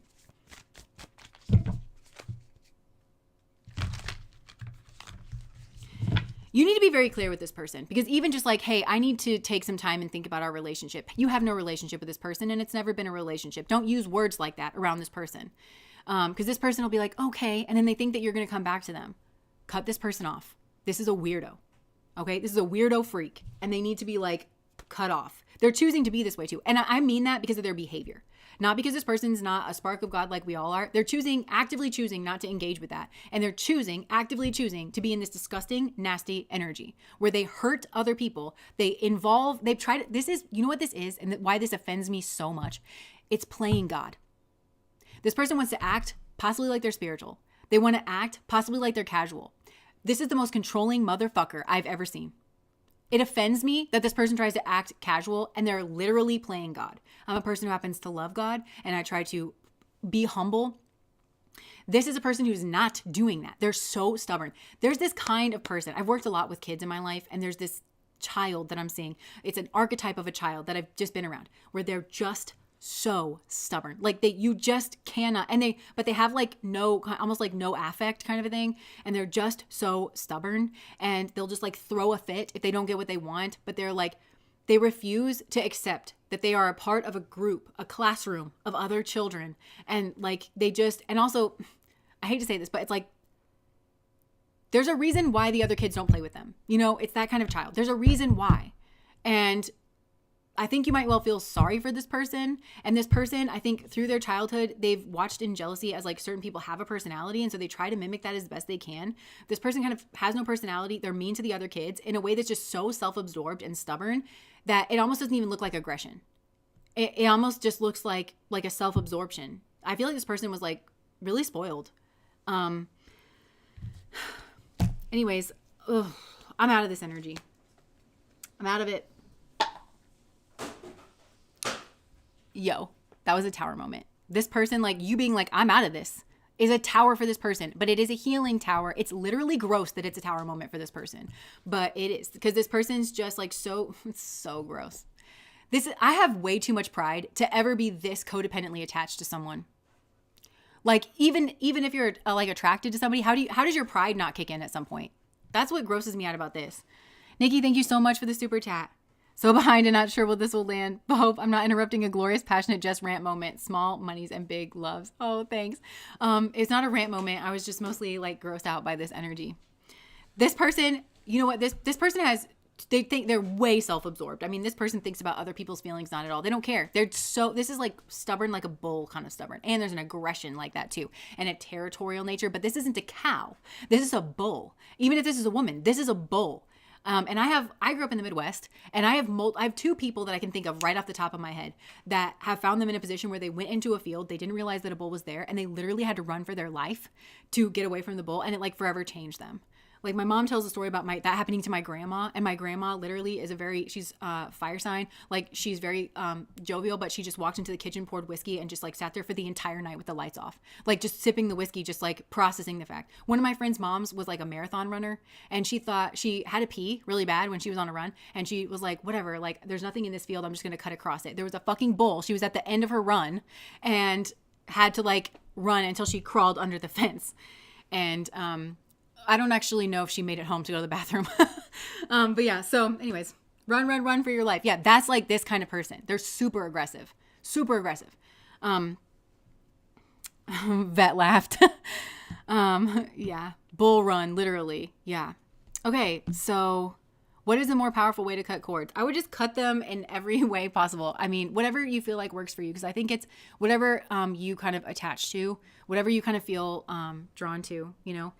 I have a candle for that, not to like plug my candle, but like the cord cutting candle. And some of you maybe have used that, and I burn that quite a bit. And maybe that's why the truth of this person is actually being released, because to me, like the candle which we have them up for sale today, don't we, babe?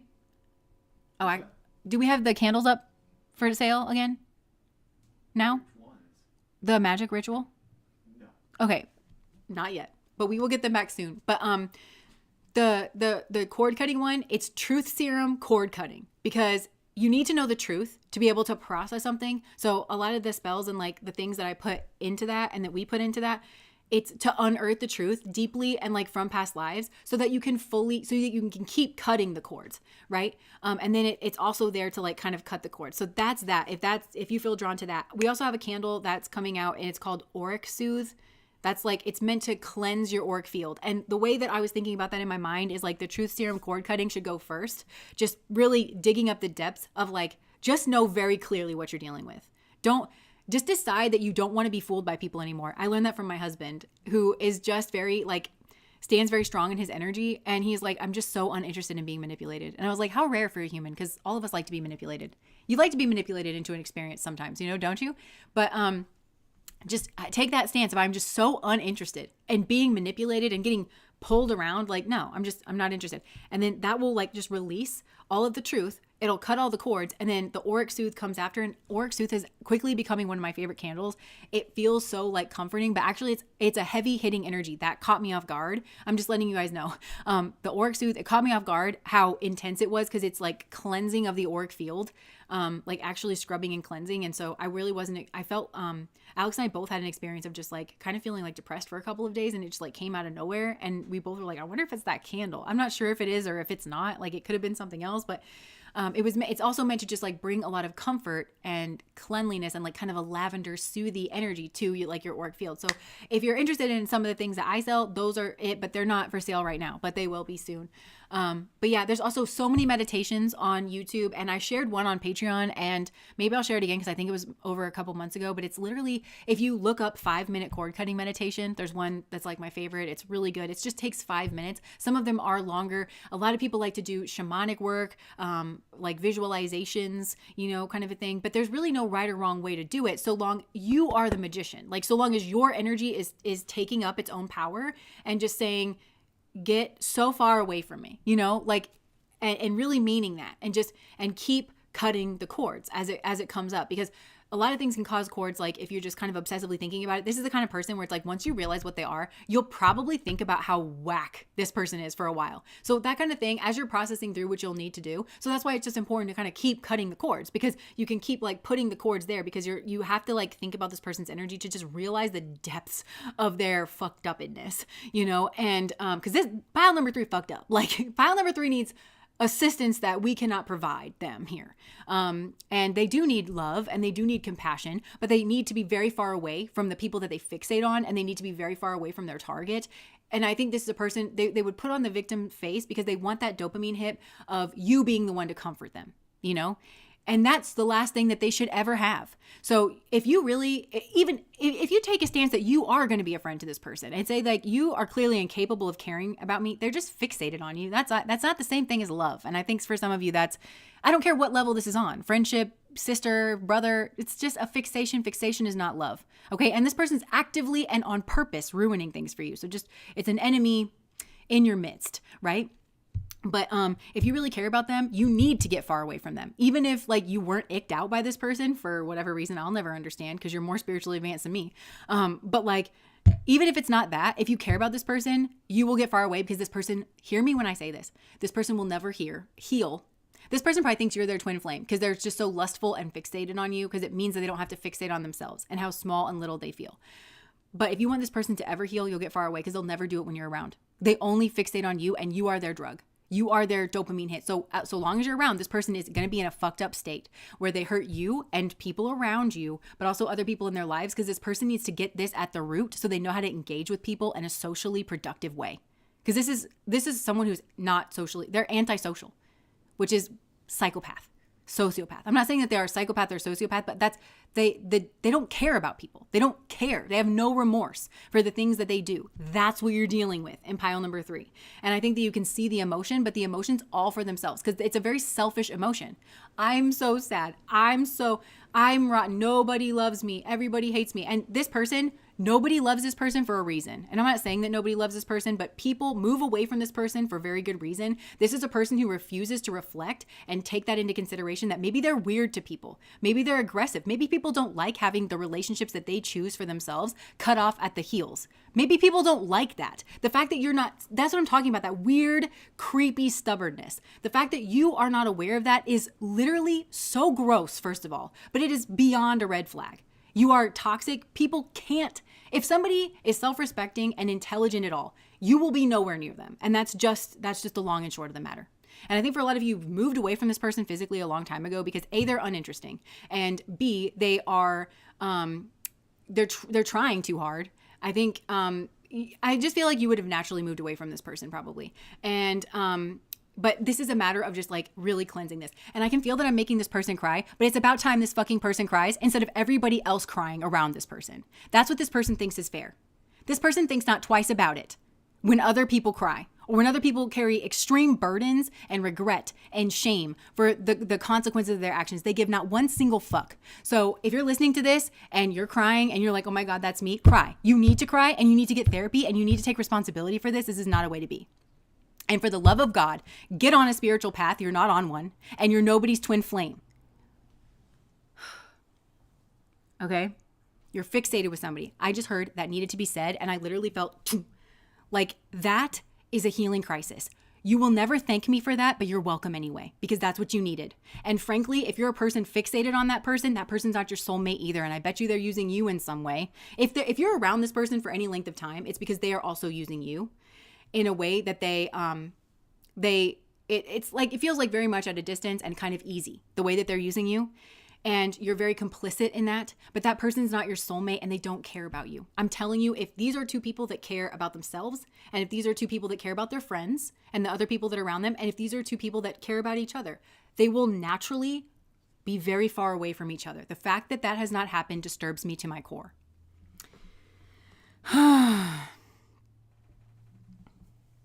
Is Alex around? Yeah, he's here.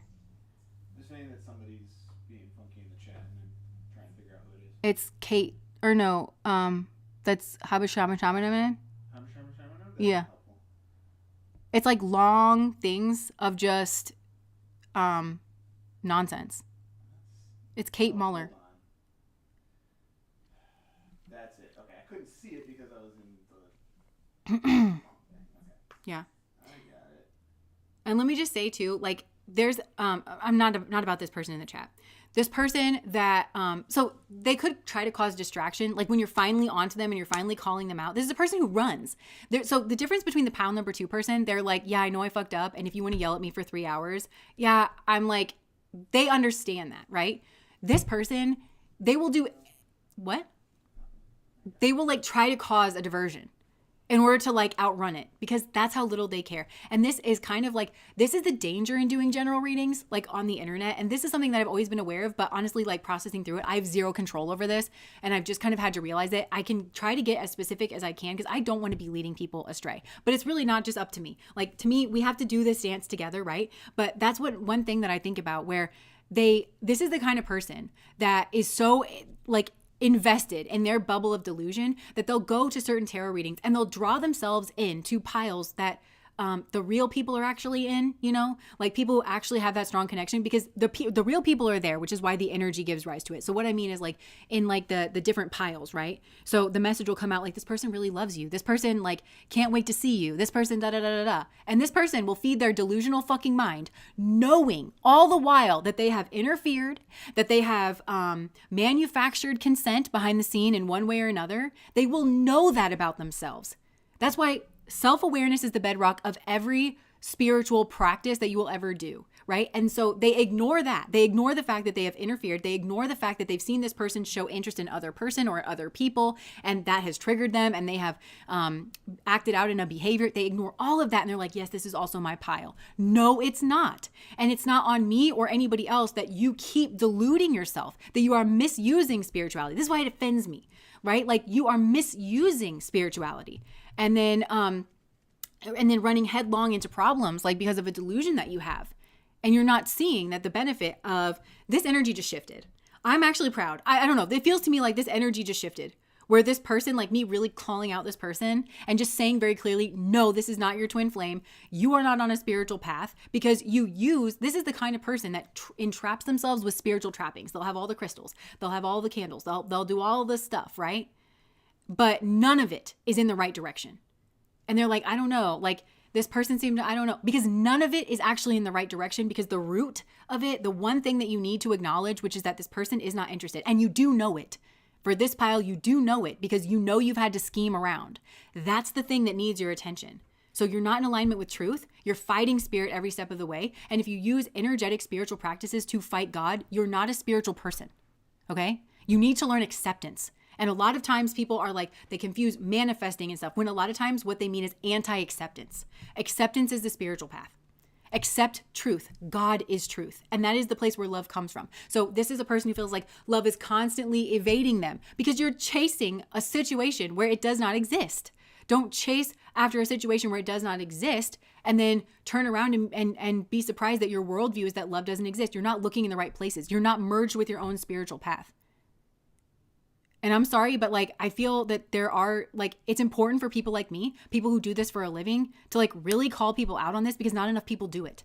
This is the kind thing. I don't want to profit off of, in terms of views and growing my audience and having people get I don't want to profit from you being stuck in a delusion in any way.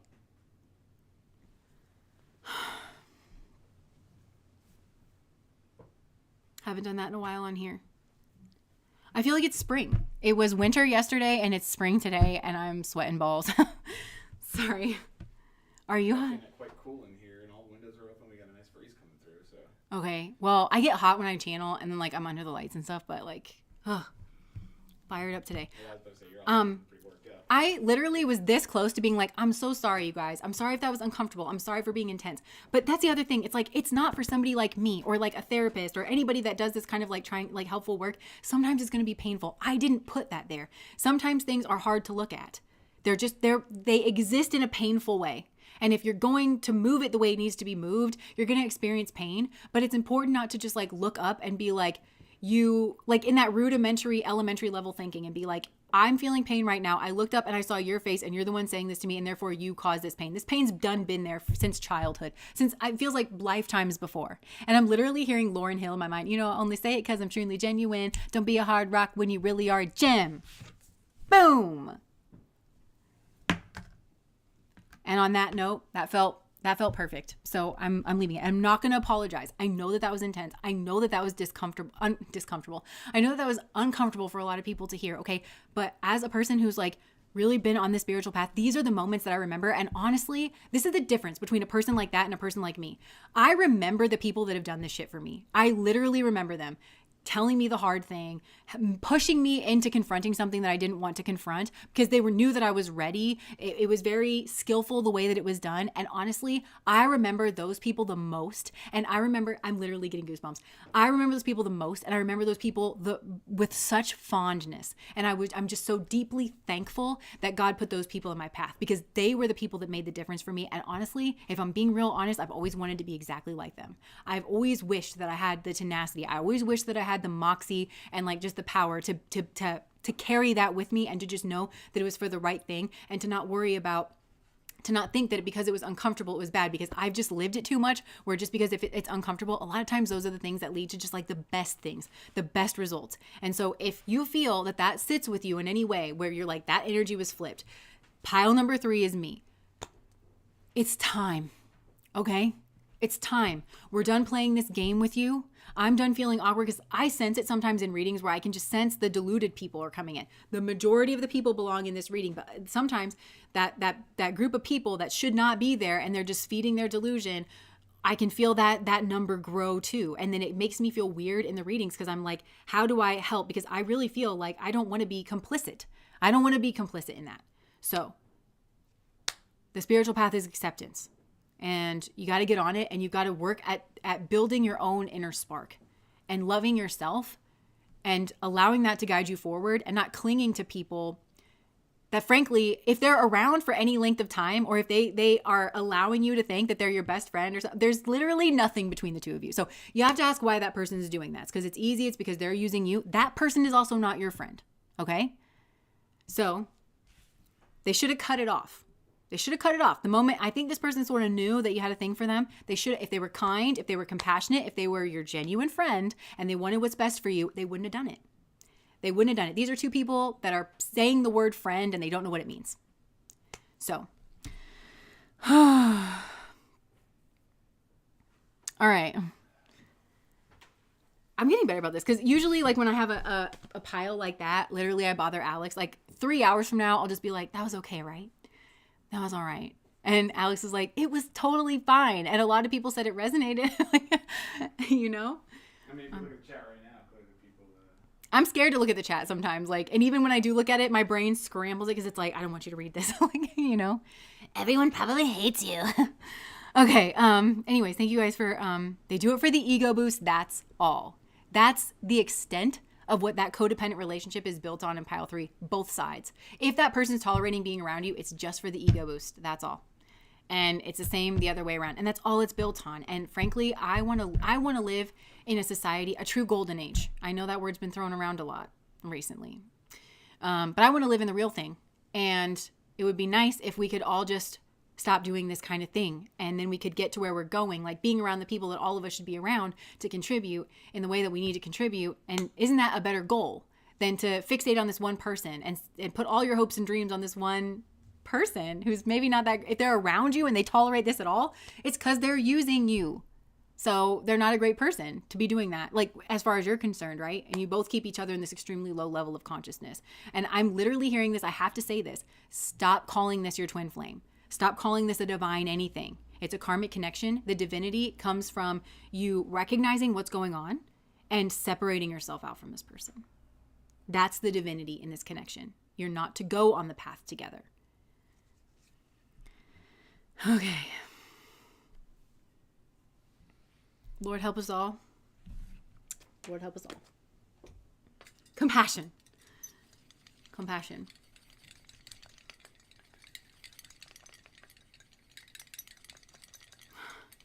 Ooh, the lurch in my stomach that just happened. 2 people using each other. How nice. Okay. That's honestly a lot of relationships, I feel. I wish that we didn't have to focus so much on survival mode in our society, because then I think we could focus on relationships, which I think is God. Like, people have God in them, and like having to be in that survival level of consciousness like kind of sucks. And I just feel like a lot of us would figure that out in our lives much sooner, like that's what's going on and stuff, if we didn't have to focus on all like these other things. And I think that we're hopefully, I don't know where we're at. I don't know. I'm just in a meat suit. Okay. They put the lotion in the basket.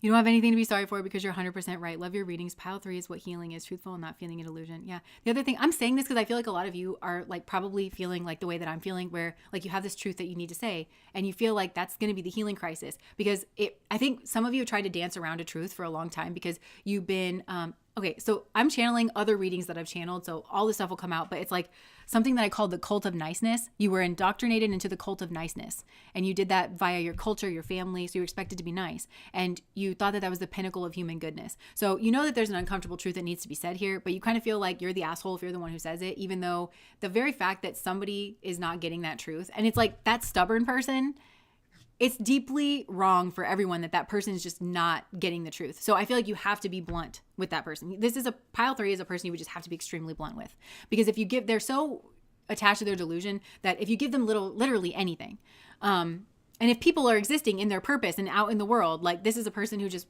warps everything because they refuse to get in alignment with truth, God, and love, right? And I feel like you're like, well, I know I need to say that truth, but it's an uncomfortable truth. And the truth is where that uncomfortable energy exists. So anybody who touches it is going to be associated with it, right? But sometimes people in the comments, I know, I can just sense that in their energy, that they're hurt and they're not wanting to confront it, but it still has to be put out there anyways. And that's been my own spiritual journey. And I think for some of you that probably parallels with like certain situations in your life, because there's, I don't know. And it's like, I heard somebody say the other day, they were like, I know what it feels like to be like, okay, we have to be careful. We want to use our words politely. We have to try to work together. And they're like, I've been down that road. I've been down that path. And what that's taught me is that there is good and there is evil. And sometimes you have to just sit and oppose evil. And you have to use your words very clearly. And I feel like that's what I'm trying to communicate to you. That's what, so if you're in a pile 3 situation, that's what you've learned is there is good and there is evil. There is right and there is wrong sometimes. And you can't negotiate with it. You can't be diplomatic with it. You have to just oppose it. You have to say exactly what it is. And I think you're trying to softball something, but it really just needs to be said in a matter-of-fact way. And really, that person's going to get angry or they're going to cry or they're going to get upset, but they put you in that position because you tried to softball the truth to them and they refused. They refuse. And this is a person who's gotten away with that. That's that, I wish that you knew exactly what I meant by this like really creepy, stubborn energy that really, to me, only could be developed over lifetimes. Where it's like people tried to softball and this person has just found that if they steamroller it, that it backs people up and they still get what they want. And like, so you'd really have to be forceful in like setting a boundary with this person and just make very clear. I think some of you would have to be like, I don't like you. I slept with you because it was an accident. I slept with you because it was easy. Like, you know, whatever it was, like this is a person who has to just hear that. I'm sorry I used you, you know, or like whatever it is. And I feel like it's uncomfortable, but that's part of the karma here and like of cutting through. Something like that has to be said. Okay. All right. General message.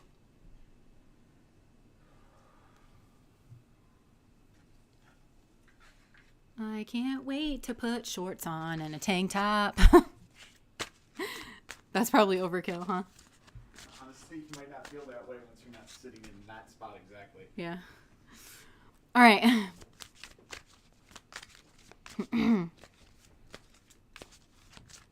Yeah, Free Queen just said, no, that kind of truthfulness is wasted and used against you by people like that. I actually think that might be true, but some of you, like, for some of you, I think that you just have to, like, literally block this person, like, be unavailable, move away from this person, never see them again. Because, like, I think this could be the kind of delusional, this is like stalker energy. This is like, they could well become, like, dangerous or something. Okay, moving into general messages. Okay, I just grabbed the What's the T deck, so. What's the T could be significant here, like the letter. I almost said the number. The number T. Okay, I literally just saw the divination abuser. This might be a continuation of pile number 3. Sometimes it is. Pile number 3 likes to leak over into the general messages. I'm just going to see what's coming out because I reached over for this. Haunted. Yeah. Haunted, memories, flashbacks, trauma, and side effects. Pile number 3 would give everyone trauma and side effects. Like everyone that they involve with would have some level of trauma or a side effect from having involved with this person. But I think, yeah, so you could be haunted by like the memories or something. Karmic friends. Yeah. I think this is a friend. This is a person who would weaponize friendship. They definitely do. Because they're like, if I'm your friend and then I can just push and push and push and push and push until I get what I want. This is a consent issue. This is a boundaries issue. This is a... moves in silence. Moves in silence. I guess we're not done picking apart this. I think this person moves in silence for sure. But I think that you are encouraged to move in silence because it's same shit, different day. This is the stubbornness. It's like literally same shit, different day with this person. If you're ever wondering, if this person ever crosses your mind and you're like, I wonder if they've changed, the answer is no. Boss daddy wants you back. Stable, rich, business owner, CEO, big dick energy wants you back. So yeah, this person wants you back. Because I think you have your shit together, or like this person, they're just obsessed with you. They pedestal you, fake flexing, crying over you, sad, hurt, upset. They could be trying to show off. I'm just not. Oh, no. Actually, I think that's you. You could have been trying to show off for somebody else, and somebody was like crying over you, and then I don't know. Anything else, and then I'm going to move on because this feels like the same energy. Yeah, clout hungry and screenshot. This person wants to be seen with you. This person wants pictures with you up on their social media. And they don't even like it, especially if this person's not your lover, or if you are doing that with this person. If they're not your boyfriend or girlfriend, this person loves to take pictures with you. They love for it to look like you guys are a couple. So they want to be, I'm seeing somebody under somebody's arm, because if you're under somebody's arm like that, you not friends, okay? That person does not want friendship with you, okay? It's giving gross. But this person wants that kind of picture, or them laying on you, or a lot of pictures, because it's possessive, and they don't want captions because they don't want clarity. This is a person who wants people to think that you guys are together. And so they don't want clarity. They don't want you to be like hanging out with my best friend. They don't want that. They want the ambiguity because they're signaling to other potential mates. This is like mate guarding. That's what this is. It's mate guarding. And they're hopefully not your mate. I hope you're not sleeping with this person. If you are, I think you really have to ask yourself why. And I think you need to get to the bottom of like this person would probably push it too far. Like if you drank too much at a party or something, you may have that experience with this person. And just so you know, that's not probably, I don't think it was probably consensual. But if you should probably have cut it off after that, you know, but if not, I think you have to ask yourself why. Like it might be a self-esteem issue within you or something. But they're clout hungry. They want to be seen with you very much. And they want people to assume that you guys are together. And it's a form of mate guarding. And I think they have certain people that they target just in general. About they want that to be seen. So if you have pictures with this person on your social media, I would just delete them actually. Your light irritates their demons and you dodged a bullet. I think a lot of you, it wouldn't surprise me if you've moved away from this person for a myriad of reasons. I think there's actually a lot of reasons you would move away from a person like this. I think it's actually more of a red flag if you haven't done so. Like several red flags, because there's many reasons to move away from a person like this, even if they're not being overt about their weird behavior. So, yeah. Offer looking you up. This person might be looking you up. This person is also, they're actively trying, on a spiritual level, this is a person that's trying to block your spirituality.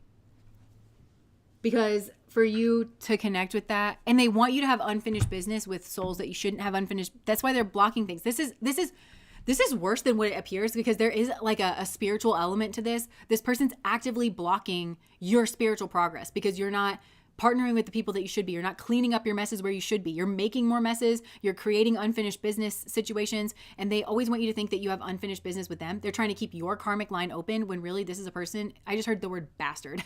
Like really, this is a person that just needs to be cut free. They just need to be cut free. And they can cry. There's no reason in modern times this person can't get a therapist. You know what I'm saying? Like it's not on you. Sure, this person's sad. It would be crazy if they're not.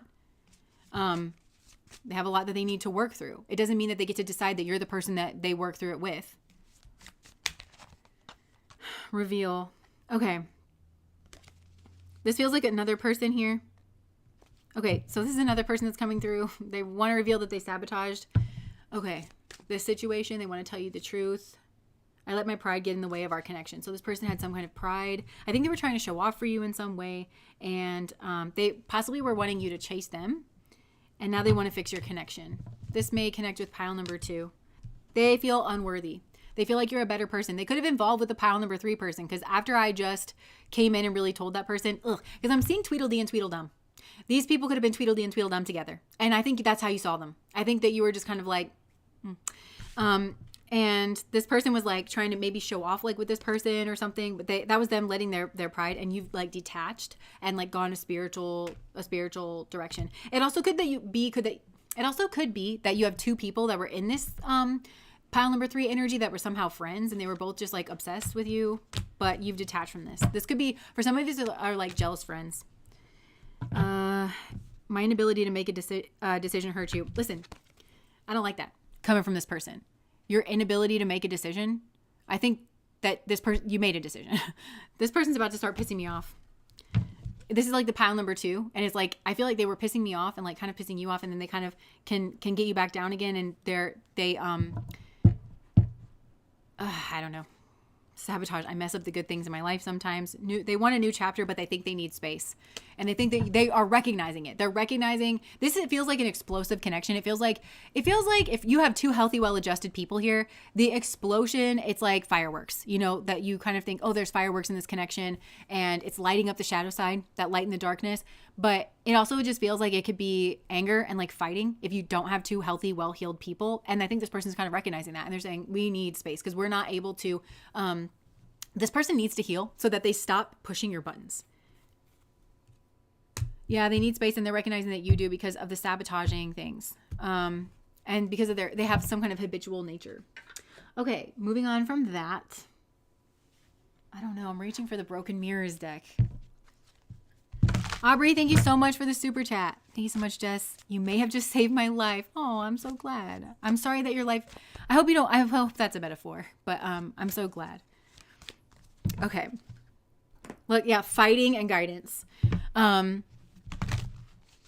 Spirit could be saying, look, there's a lot of fighting that's going on here, and I'm trying to give you both the guidance, but you need space and time because I need to talk to you over here alone. I need to talk to you over here alone because you have some things that you need to heal. You have some things over here that you need to heal. And then when that happens, then we can try to mediate this situation. But if and before that, this is just going to turn out into like a spiritual brawl between the two of you and your soulmates. This is the thing. It's like, if you guys were separated, it's because you're actual soulmates and God put the two of you together. Remember what I was saying? Soulmates to me, it's like if you're healing and you're both on a path to healing now, if you're healing and you're strong and you're moving in the path, you're going to naturally move together. So if spirit's separated, it's because God put the two of you together and God needs the two of you to go on a journey together for some reason that I don't know about. But they want that to happen. And this person remember pile number 3 tried to play God, right? That's not allowed. So you guys were just separated and you got to keep them separated so that this wasn't, and I think that you're given enough of a taste here to know that shit got fucked up, to know what you need to fix and focus on, to know that you both need space, to trust God and to trust this process. God's like, I literally made you. I made everything in the universe. I know how this is supposed to play out. And you guys are supposed to go on the journey together, at least for a while, for something like, and so God's like, that will happen. You had pile number 3 trying to interfere potentially and trying to play me, trying to play God. That person needs deep healing as well. And that person should be far the fuck away from both of you forever. And they are getting there. And I'm moving that person out of the way. I'm literally seeing this person over here needs to really cut ties with pile number 3. They need to make it very clear that they don't like them, actually. I think it needs to be, I don't like you. I've never really liked you. It was convenient because you were around, because you kept insisting. I think it needs, I don't know. I don't know how to deal with pile number 3. And if you can get into therapy or like have somebody who's like a professional and can like get into your situation, that would probably be helpful, because that just, I feel like needs to be explained, and you might be embarrassed about it, but because it means something about you. But this person is used to winning. They're used to just getting what they want from this obnoxious behavior. And so they need to understand that they didn't actually get what they wanted, because it feels like it didn't change the way that you feel about them. They got what they want, and it was at everyone else's expense because they traumatized you and everybody else. Actually, and once you see the truth of it, you'll recognize that, again, there's like a side effect or a trauma here for a lot of people. This person needs to understand that it's not the win. They didn't get your heart. They didn't get your emotions. They didn't win. And they need to understand what a true win is. So I feel like there's some work to be done to fully pull these energies apart. And this is a clinger. This is like a stage 5 clinger. So if they've been fed at all, then this is going to be hard to disentangle. But that needs to occur here, actually. And I think that if this person was used to harm the soulmate, they were used because the soulmate could get the wrong impression about what's going on here, because they're like grabbing at this person, but it's because somebody here is too ashamed to be seen. So somebody here needs to work on being seen fully. And I think they need to do it with this karmic. I don't care about you, actually. This was convenient for me. I used you to try to get her. You know, like, that's what it feels like. They need to be seen for what they are. Both of these people try to hide who they really actually are. Both of them do. One is way worse than the other one, but they both have that same thing, and they need to practice and get that out of, because this soulmate over here doesn't have that lesson to learn, and it's pain for them, and so they're being kept away from it. But I feel like Spirit is just trying to say, look, you're separated right now for good reason. This person has to clean up their shit, and this person needs to heal. And when you guys get back to a neutral place, then I will bring the two of you back together, because my plan just got interrupted by this person who needs a lot of healing. And now they have their homework assignment too. But they need to be sent packing very seriously, very clearly, very fully, very completely. I mean, there's no attachment over here, because there isn't anyone. And in a way, this other person was trying to play God too by pulling that person over on their timeline to try to hide behind them so that their soulmate's not seeing what they actually are. So there's self-esteem issues here. There's terrible social behavior issues. There's people using people. There's just, it really comes down to like not wanting to be seen. So yeah, conflict resolution just came up. You really can't make this up.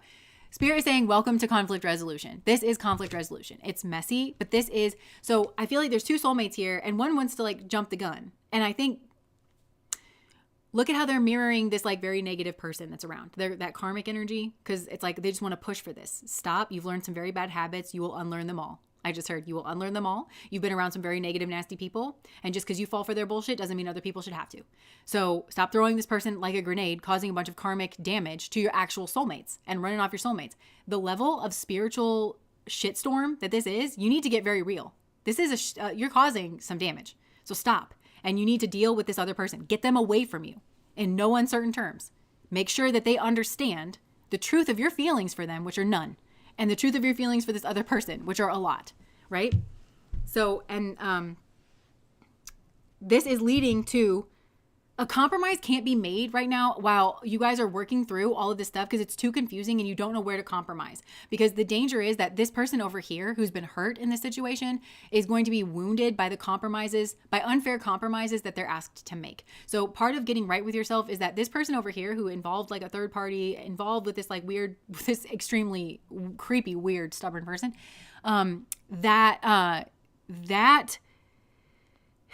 is going to lead to them asking for things they should not ask and thinking that it's normal and justified from this other person. There is compromising that needs to be made here, but neither of these people can hear the true compromises that are healthy and right to make and the ones they're wrong to make, so long as this person hasn't cleaned up their mess and this person has to heal and get back to baseline. I think this person feels deeply bad about putting this person in that position where they have to heal, because this person kind of didn't ask for it. They got just treated shitty all over and then had to go spend like thousands of dollars in therapy. It's kind of like, you know, what it feels like. They didn't deserve that, and they will make it up to them when they're healed.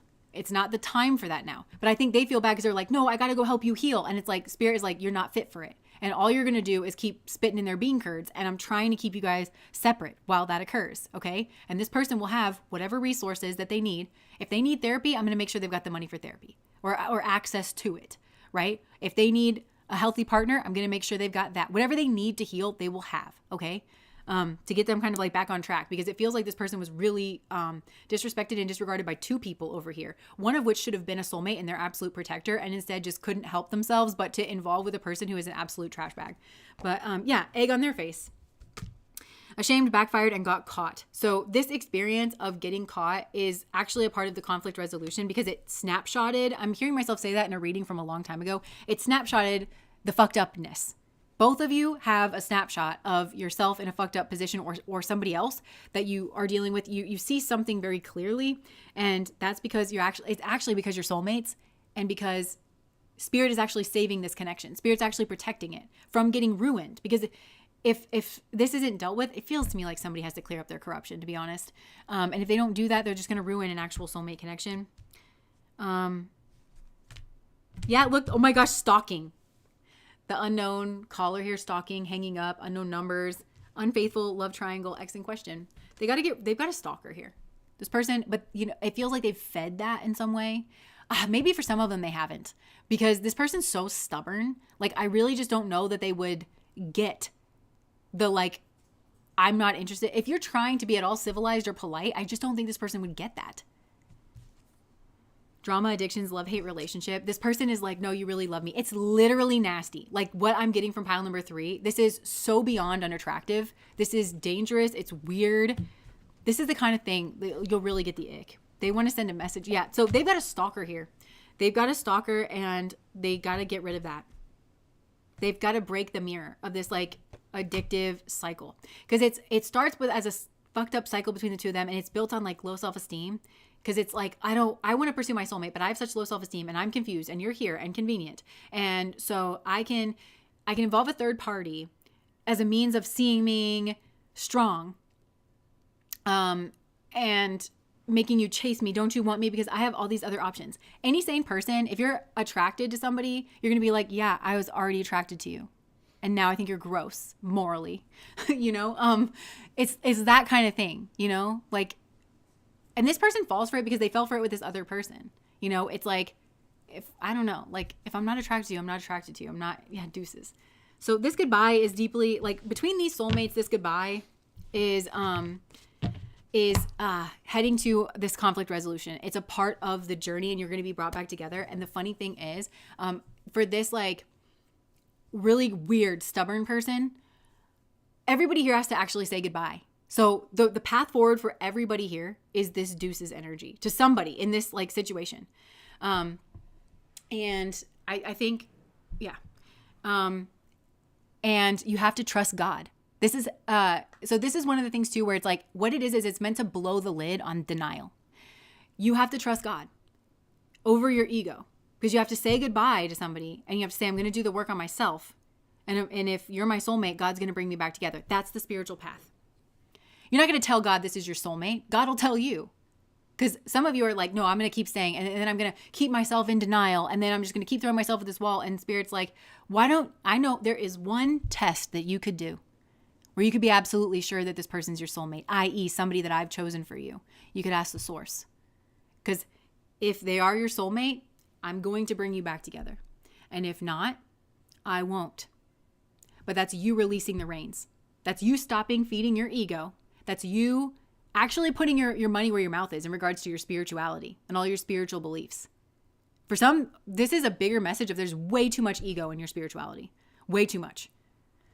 Because you refuse to be proven wrong. If your spirituality hasn't pinned you in a major way yet, you really haven't been indoctrinated into the spiritual path. You should have been wrong about, for some of you, this is it. This is actually the initiating experience where you're going to actually be introduced to your ego, what masks as ego and has been hiding in your spirituality. And this is actually like a very, this will be the most spiritual experience that you will have, or that you have had so far in this lifetime. But you have to release the reins of it. And you have to be willing to be proved wrong in order to be proved right. And a lot of you have just been so in denial, and you've been so persistent in telling God that you're right, that you haven't even said like, it just feels like if you're right, then let it go. Oh, you can't do that? Isn't that important information for you to have? Isn't that important information for you to have? And also you have a weird thing where you just don't respect that somebody else's like decisions. And that's a problem. It's the problem that Spirit's trying to address with you. Yeah. This kind of reminds me of like, we all die alone, you know? Like we all pass through the spiritual gates alone in some way.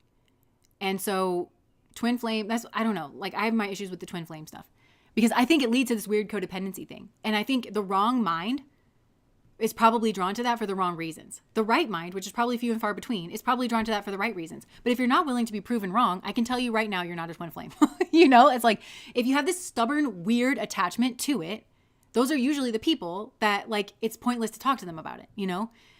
But I do think that there's every possibility that there are actual twin flames. And I think those people are probably very neutral and very scientific in their approach to it. And they're willing to be proved wrong, but they just feel this like strong pull. And that is actually leading them and guiding them on a spiritual journey. And that at the very least is something I relate to as a soulmate, you know, and it is in alignment with your spiritual path. And I understand that. I think people definitely have that experience, you know? I just think there's humility behind it. Whereas like, it's not this other thing, you know, that, is very selfish and very stubborn and just can't be told anything. You know, it's not that other thing.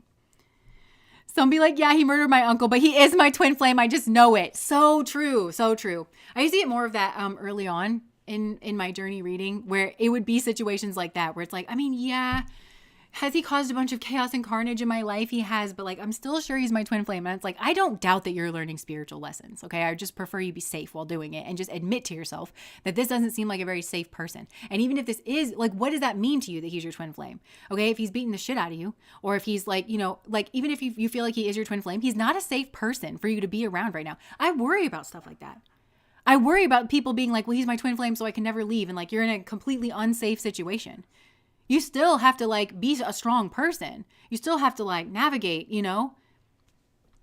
Just because he's your twin flame doesn't mean that you should be living with him or in a relationship with him if he is not a safe person. And I hope that that's something that a lot of people take away from my channel. Even if you do feel like somebody's your twin. Again, it's not negating the fact that huge spiritual lessons are being learned either way. If you're working through a karmic relationship and it's that thing where you're going to come to the realization that you have to separate. That's a spiritual lesson. That's a spiritual experience, you know, that you're still learning from. Soulmates, it's you're healing and oh, hey. Oh, hi, what's up? And you don't have to manufacture anything. You're just there, you know? Sorry for all the yelling. I feel I've yelled a lot in this one. And I'm overheated, okay? And I wasn't expecting that. There was a storm we had last night. It's been cold.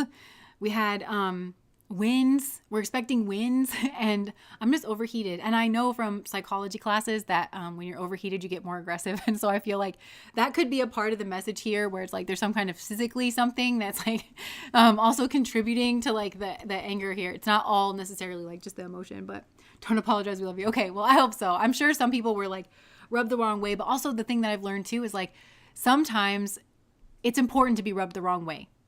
Especially in a karmic connection, it's chafing is what it is. That's how you learn, so that you can, okay, I got to go my separate way. And sometimes I'm asked to be a part of that. I'm asked to be a part of the spiritual dance in a way that my ego is not comfortable with, because I'm like, no, I'm Jess. I'm a fun pop of color. I don't like to get into like the deep, heavy stuff, but frankly, behind the scenes, all I do is get into deep, heavy stuff.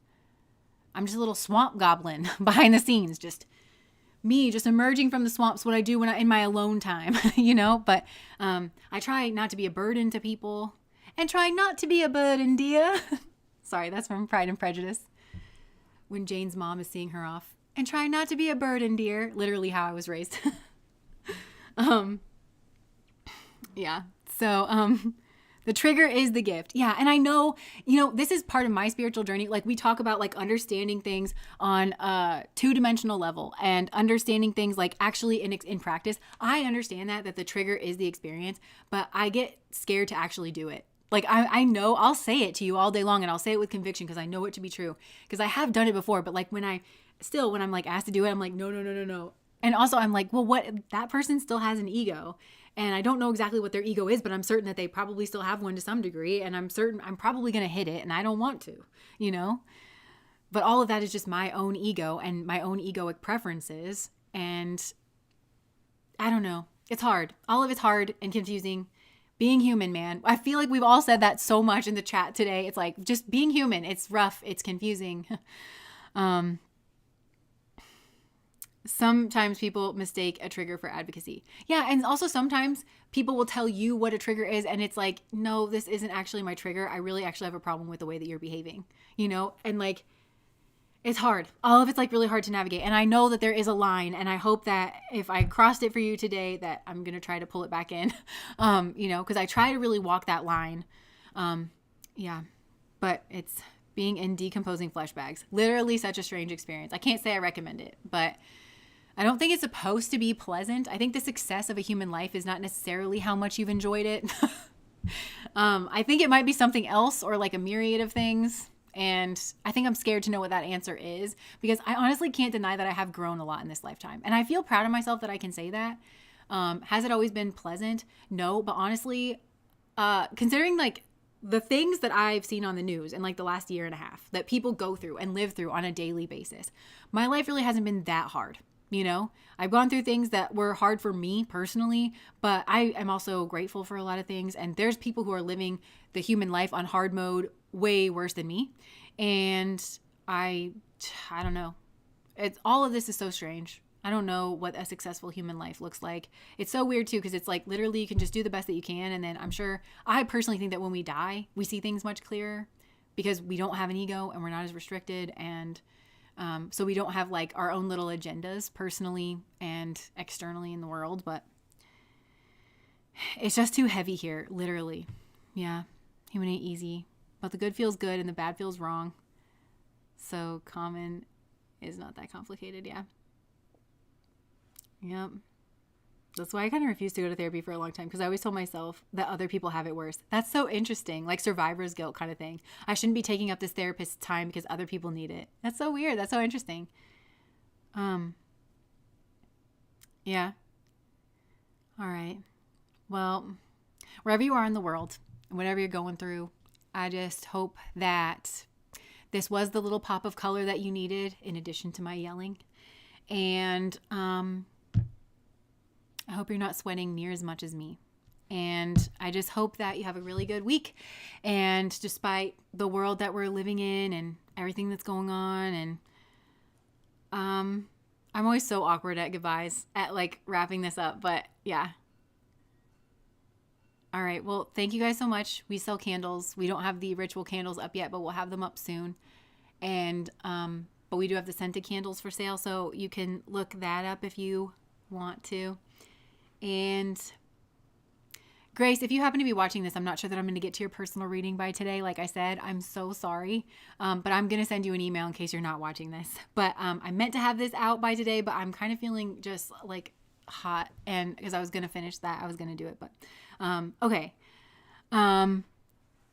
Crazy how many people are going through the exact same thing. That's another weird thing for tarot too. It's like, even though we're all spread out like all over the globe and stuff, it's so amazing how many of us can feel the same way and how many of us are going through the same thing and can relate. And it makes me feel comforted, actually. It makes me feel comforted that it's actually not as alone. Even though we have to go through things alone, it's not as alone as you might think it is. And I think that's my fascination with tarot too, is like, literally sometimes I'll just kind of like pull on a string. I just know that somebody will be out there feeling the same way that I am. And I know that we're all connected through God. And sometimes even if I'm feeling alone, and even if sometimes I feel alone and like I don't want to be bothered at the same time, and I'll just kind of in my mind like just hold someone's hand, or just like be like, hey, and just try to make a connection. Anyways, just a weird thing. So thanks for showing up, and I will see you when I see you. Bye.